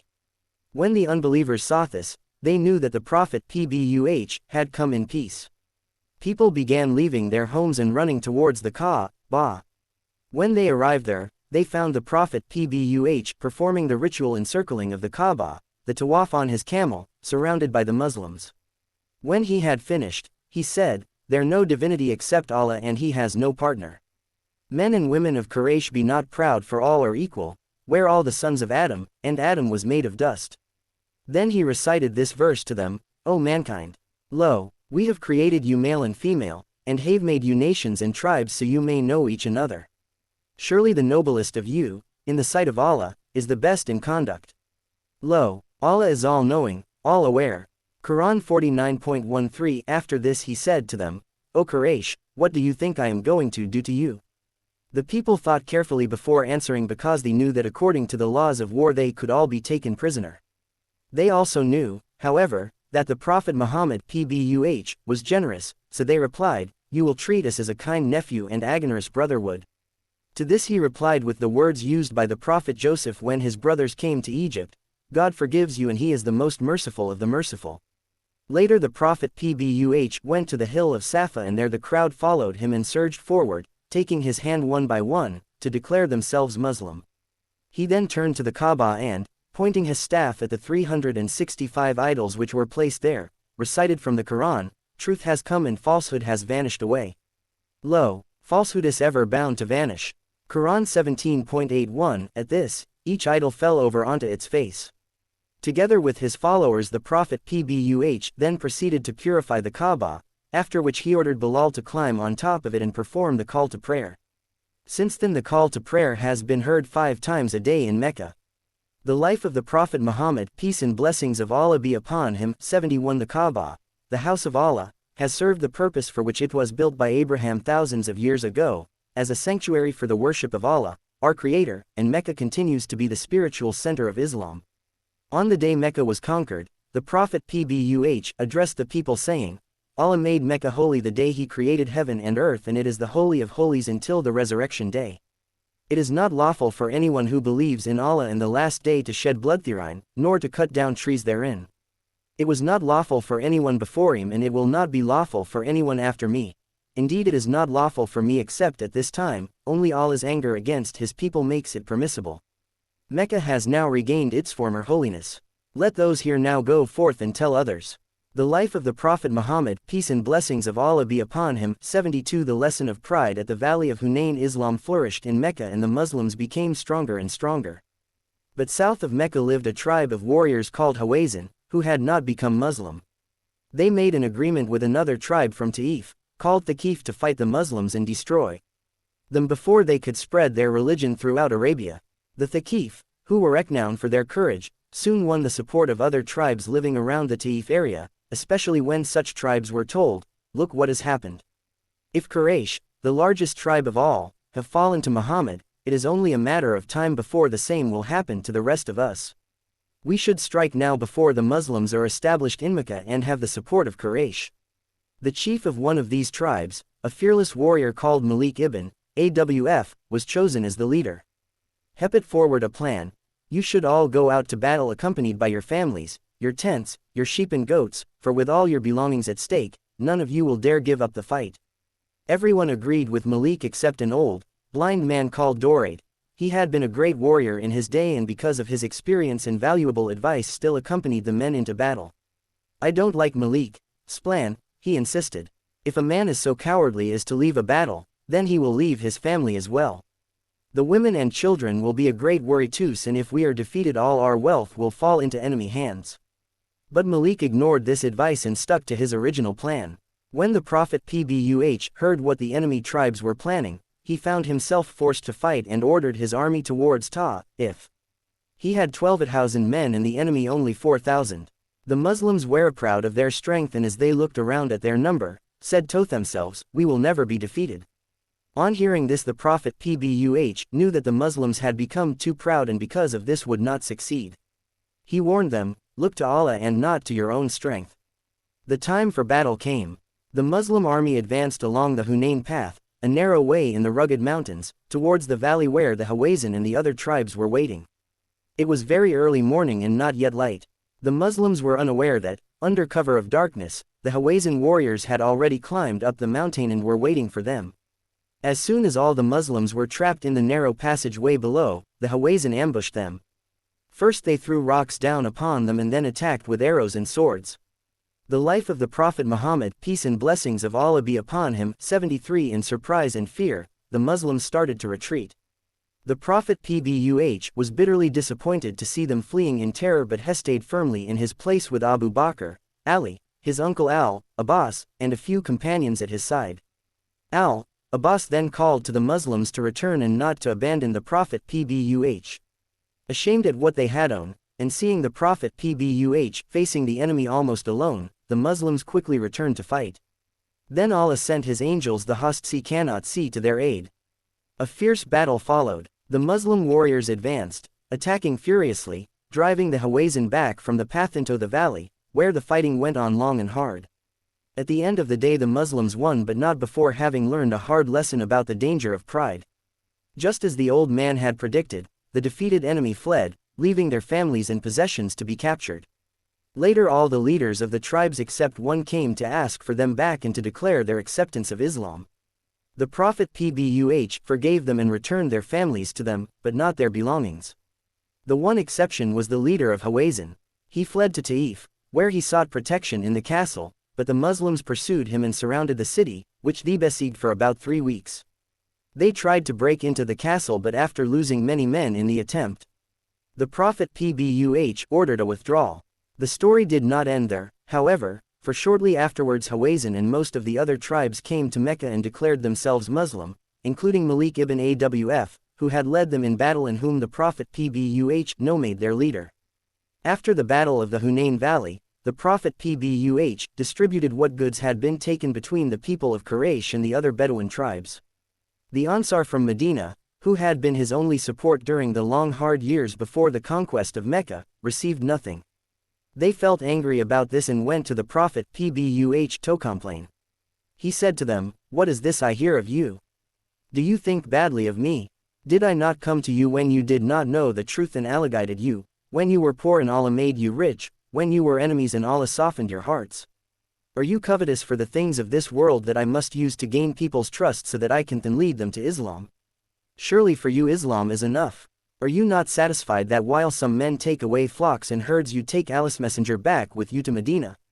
On hearing this, all the men felt very contrite and began to weep. Then with great humility and reverence their spokesman said, "We are indeed well pleased to have all as the life of the Prophet Muhammad, peace and blessings of Allah be upon him, 74 messenger as our gift in this life." Perhaps we could ask ourselves the same question. Are we not blessed to have the Prophet Muhammad PBUH and the book guiding us in what really matters forever and ever? Is this not so much more important than thinking about the momentary pleasures of the day? Shortly after this the Ansar left for Medina accompanied by the Prophet PBUH. He could have stayed among his own people and lived out his days in Mecca, but he returned as he had promised, to live among the people of Medina, which was a great blessing for them. Allah gave you victory on many fields, and on the day of Hunain, when you exulted in your great numbers it was of no help to you, and the earth, vast as it is, was straitened for you. Then you turned back in flight. Then Allah sent his peace of reassurance down upon his messenger and upon the believers, and sent down hosts you could not see, and punished those who did not believe. Such is the reward of disbelievers. Then afterwards Allah will relent toward whom He will, for Allah is forgiving, merciful. Quran 9.25-27, The Life of the Prophet Muhammad, peace and blessings of Allah be upon him. 75 Tabak The Test of Faith. News of the growing power of the Muslims, as more and more of Arabia followed the Prophet PBUH, eventually reached Heraclius, emperor of the Eastern Roman Empire. The Romans saw the uniting of the Arabs in Islam as a possible threat to their empire, and the emperor's advisors and generals, therefore, decided that the best thing to do would be to attack the Muslims from the north and east at the same time and destroy Islam once and for all. 2 years had passed since Heraclius had told them of the Prophet's letter asking them to submit to Islam, but just as then, they were in no mood now to listen to such ideas. When the Prophet PBUH heard of Theroman's plans, he decided that it would be better to meet the Roman army in Tabak, some 500 kilometers from Medina on the route to Syria, than to await an attack on Medina. One reason for this decision was that the Prophet PBUH felt that if the Muslims were defeated at Medina, the city as well as the army would be taken, which would mean the end of Islam. This was a very hard decision for him to make because not only was Tabak a very long way away, but it was also harvest time and a particularly hot year. Added to this was the fact that the enemy had an enormous army. Now at this time there were some people living in Medina who were not true believers. They were called hypocrites because they pretended to believe but hid what was truly in their hearts. When the Prophet PBUH everyone to war, these hypocrites tried to create fear and doubt among the Muslims, saying, "How can we hope to defeat the Romans whose great empire stretches over vast areas of the world? And even if we could, we will not get the chance because the long journey and the heat will defeat us first.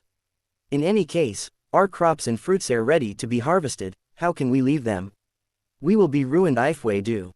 All that the hypocrites said severely tested the Muslims. Who would continue to fight for his religion against such odds? Who would have the courage to give his wealth to help equip an army? This test of faith would indeed show who the true Muslims were. On this question, Allah revealed the following verse, "O you who believe! What aileth you that when it is said unto you, Go forth in the way of Allah, you are bowed down to the ground with heaviness? Do you take pleasure in the life of the world rather than in the hereafter? The comfort of the life of the world is but little in the hereafter." Quran 9.38 The Life of the Prophet Muhammad, peace and blessings of Allah be upon him. 76 To form and equip an army the Prophet PBUH needed a great deal of money, and despite all that the hypocrites had said, many Muslims, especially the Prophet's close friends, were willing to help. Uthman ibn Affan, for instance, generously provided horses and arms for 10,000 soldiers, and Abu Bakr gave all that he had in the world. Umar, too, gave a great deal, and in this way the Prophet PBUH was able to equip an army of 40,000 soldiers. Finally everything was ready, but just as they were about to leave, 7 more men came to the Prophet PBUH to ask if they could go with him. Unfortunately, he had to refuse because there were no animals for them to ride. The 7 men were so upset that they wept as they left. With nothing more to be done, the army moved off, but just then several spare camels were found. On learning of this, the Prophet PBUH sent forth 7 men, who were overjoyed to find that they could join him in his fight. By now the Romans had heard that the Muslims were coming out to meet them. They felt even more sure of victory when they heard this, because they believed that it would be quite impossible for an army to cross a waterless desert in the scorching summer sun. Even if by some miracle the Muslims succeeded, they would be so exhausted that it would be easy to defeat them. As it happened, the heat was so intense and the journey so difficult that several Muslims did turn back. The Prophet PBUH and most of the others, however, continued until they finally ran out of water. The expedition now seemed hopeless as the men grew thirstier and thirstier. The Prophet PBUH prayed to Allah for help, and, as he finished his prayer, the first drops of rain came splashing down. The rain continued to fall until all the Muslims had drunk their fill. That night they slept soundly for the first time in days, refreshed by the water and confident that Bilal would wake them as usual for the dawn prayer. But Bilal slept so deeply that he did not wake up. It was the first time that the Muslims had missed a prayer and they were very upset. The Prophet PBUH, however, was not angry with Bilal and told the Muslims that they need not be upset because they had not intentionally missed the prayer. The Prophet PBUH and his army continued their trek across the desert and finally arrived at the oasis of Tabuk. When they got there, however, they were surprised to find that the Roman army had retreated in fear on hearing of the miraculous crossing of the desert by the Muslims. The Prophet PBUH waited at the oasis for a while, but when it became the life of the Prophet Muhammad, peace and blessings of Allah be upon him, 77 apparent that the Romans were not going to fight, he gave the order to return home. The enemy was not pursued because the Prophet PBUH only fought when attacked. The long march to Tabuk had been yet another test of faith for the Muslims. Even so, there were still some among those who made that heroic journey who were hypocrites, pretending to be sincere while being enemies of Islam in their hearts. No one could have suspected that anyone who had made that journey across the desert with the Prophet PBUH would be an enemy of his.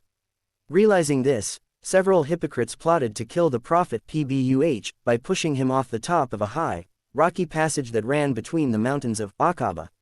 Before the army reached this rocky passage, however, Allah warned the Prophet PBUH about this wicked plan. The Prophet PBUH therefore ordered the entire army to travel through the valley while he and his 2 guards went by way of the cliff.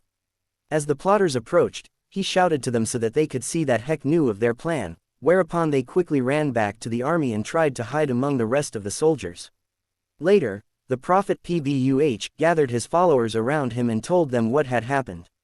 He picked out the men who had plotted against them and even told them the exact words they had spoken to each other. Some of the Prophet's companions said that these men should be killed, but the Prophet PBUH forgave them. As soon as he arrived back in Medina, the Prophet PBUH went to the mosque and prayed. Many of the hypocrites and the lukewarm who had not gone with him to Tabuk Kamado give their reasons for not having done so.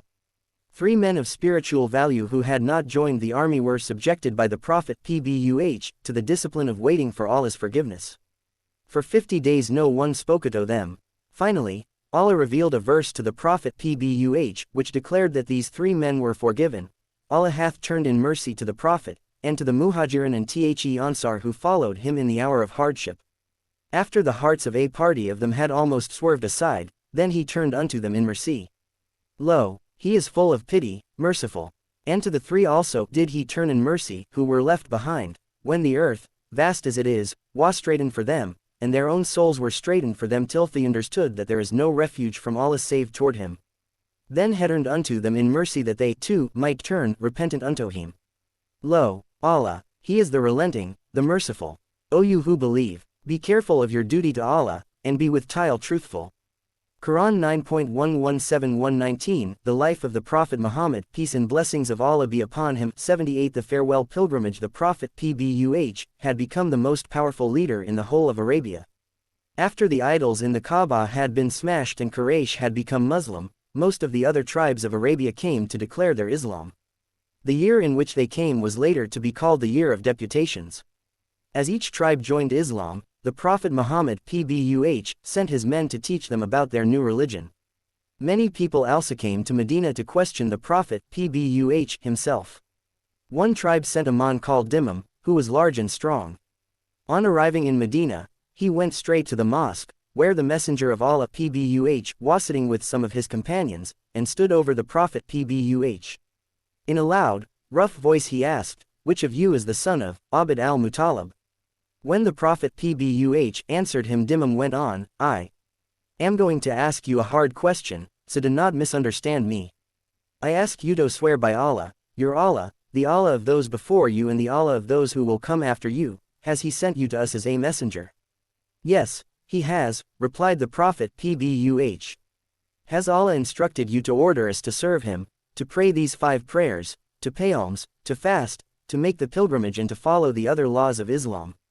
Continued Dimam. When the Prophet PBUH answered that Allah had indeed instructed him in this way, Dimam became a Muslim and, Ashleft, added, "Then I will do the things we are told to do and avoid the things we are forbidden, no more and no less."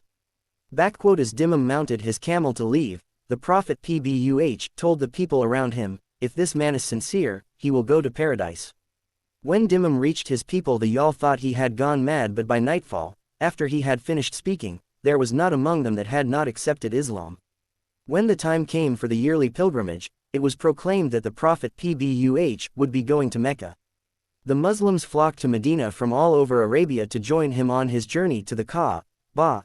As the tribes arrived, they camped around the city until they finally numbered more than 30,000.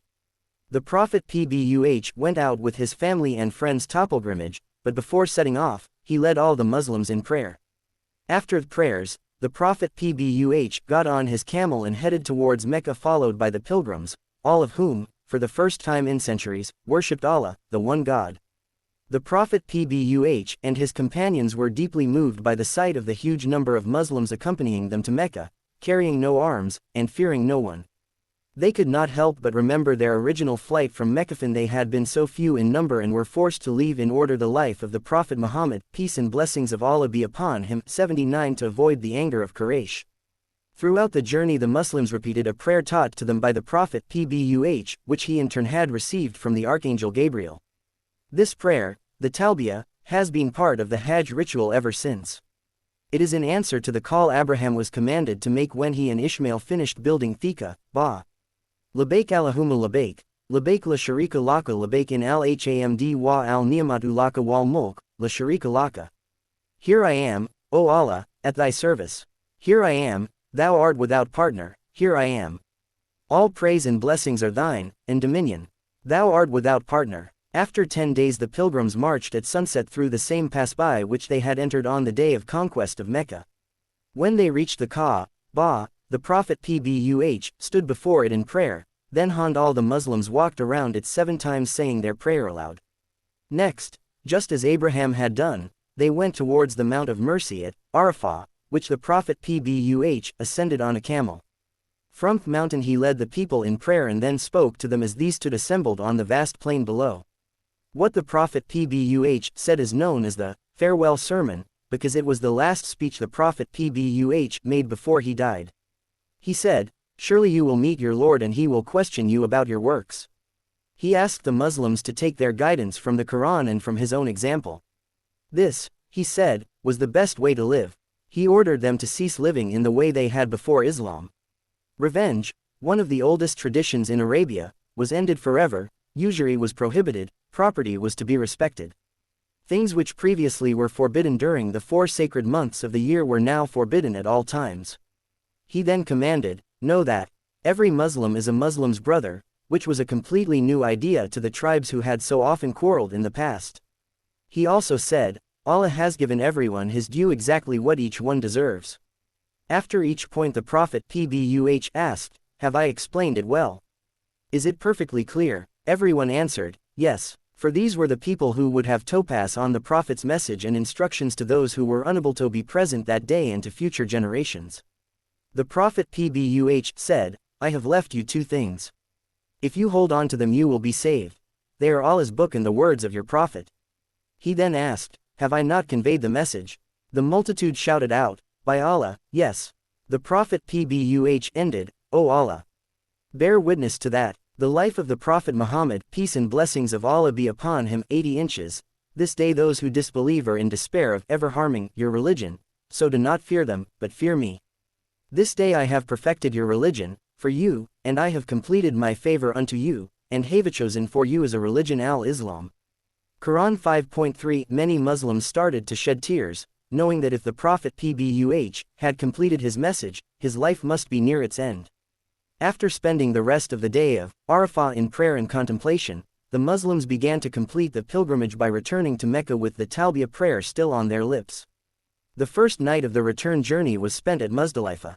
Here they gathered pebbles, which they carried with them the next day to Mina. There these stood before a huge rock and stoned it in remembrance of Abraham's meeting with the devil in that very place. When Abraham received the order from Allah to sacrifice his son Ishmael as a test of his faith, the devil had tried to convince him not to do it. He came to Abraham at Mina, as he was on his way to carry out Allah's command, but Abraham took some stones and hurled them at the devil to drive him away. Since the casting of stones at Mina on the Prophet's farewell pilgrimage, fishes become another ritual which Muslims perform on the annual pilgrimage to remind them that they, too, must continue to drive the devil away when he tries to prevent them from being obedient to Allah. After throwing the stones, the pilgrims sacrificed sheep and camels and gaveth meat to the poor. In this way the great faith of Abraham was remembered, for when he had been ready to sacrifice Ishmael, Allah had sent a sheep in his place. The Muslims then completed the pilgrimage by again circling the Kaaba 7 times. They then cut their hair and nails and changed out of their white clothes to show they had returned to their daily lives. Before returning to Medina, the Muslims spent 3 nights in the valley at Medina where the final preparations were made for the journey home.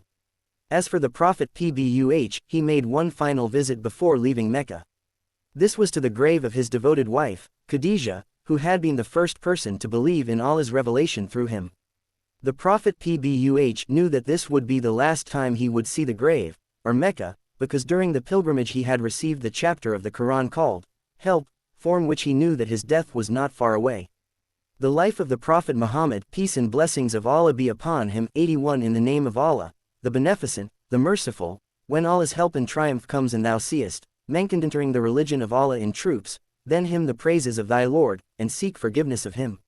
Lo, he is ever ready to show mercy. Quran 110.13 The life of the Prophet Muhammad, peace and blessings of Allah be upon him, 82 The Prophet's death one night, shortly after his return to Medina, the Prophet PBUH woke up at midnight and asked his servant, Abd Allah, to saddle his mule. They then left the house and went to the Baqi al-Gharqad, the burial ground of the Muslims. There the Prophet PBUH stood in the front of the gravesand, as though he could see the Muslims buried in them, spoke to them and prayed over them. Later, Abd Allah reported, the Prophet PBUH told me that he was ordered to pray for the dead and that I was to go with him. After the Prophet PBUH had prayed he turned to Abd Allah and said, I can choose between all the riches of this world, a long life and then paradise, or meeting my Lord and entering paradise now. Abd Allah begged him to choose a long, rich life, followed by paradise, but the Prophet PBUH told him that he had already chosen to meet his Lord no rather than remain in the world. The following morning the Prophet PBUH awoke with a terrible headache, but despite this he had led the prayers at the mosque. From what he said afterwards to the people assembled there, they understood that his death was near. The Prophet PBUH praised his best friend, Abu Bakr, who had begun to weep, and told everyone that he knew they would all meet again at a pool in paradise. He added, however, that although he was sure they would always worship Allah alone, he feared that the pleasures of the world would attract them, and they would begin to compete with one another for material possessions, forgetting spiritual things. Soon after the Prophet PBUH requested that he be moved to the room of Aisha, one of his wives. As the days passed his fever grew worse, until one day he was so ill that he could not even get to the mosque, which was next to where Aisha lived.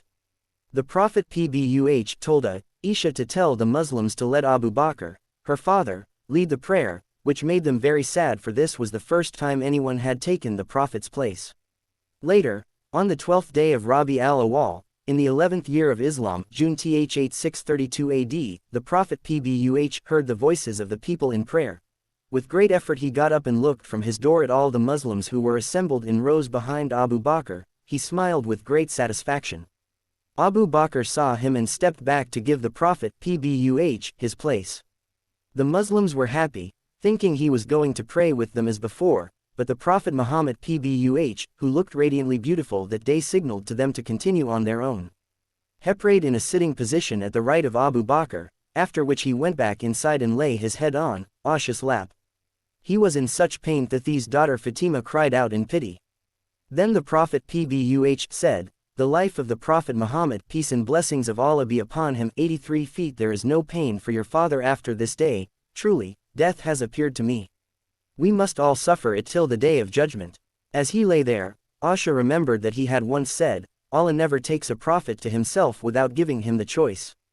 Then she heard the Prophet PBUH speak. His last words were, "Nay, rather the exalted communion of paradise."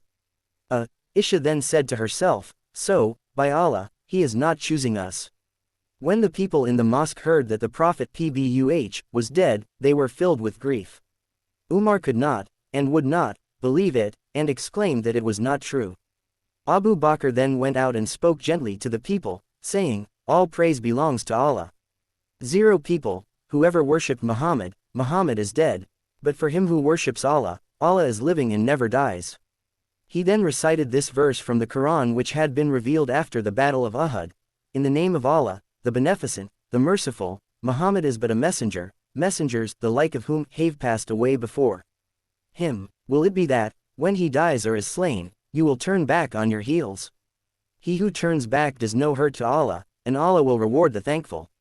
No soul can ever die except by Allah's permission and at a term appointed. Whoso desires the reward of the world, we bestow on him thereof, and whosoever desires the reward of the hereafter, we bestow on him thereof. We shall reward the thankful."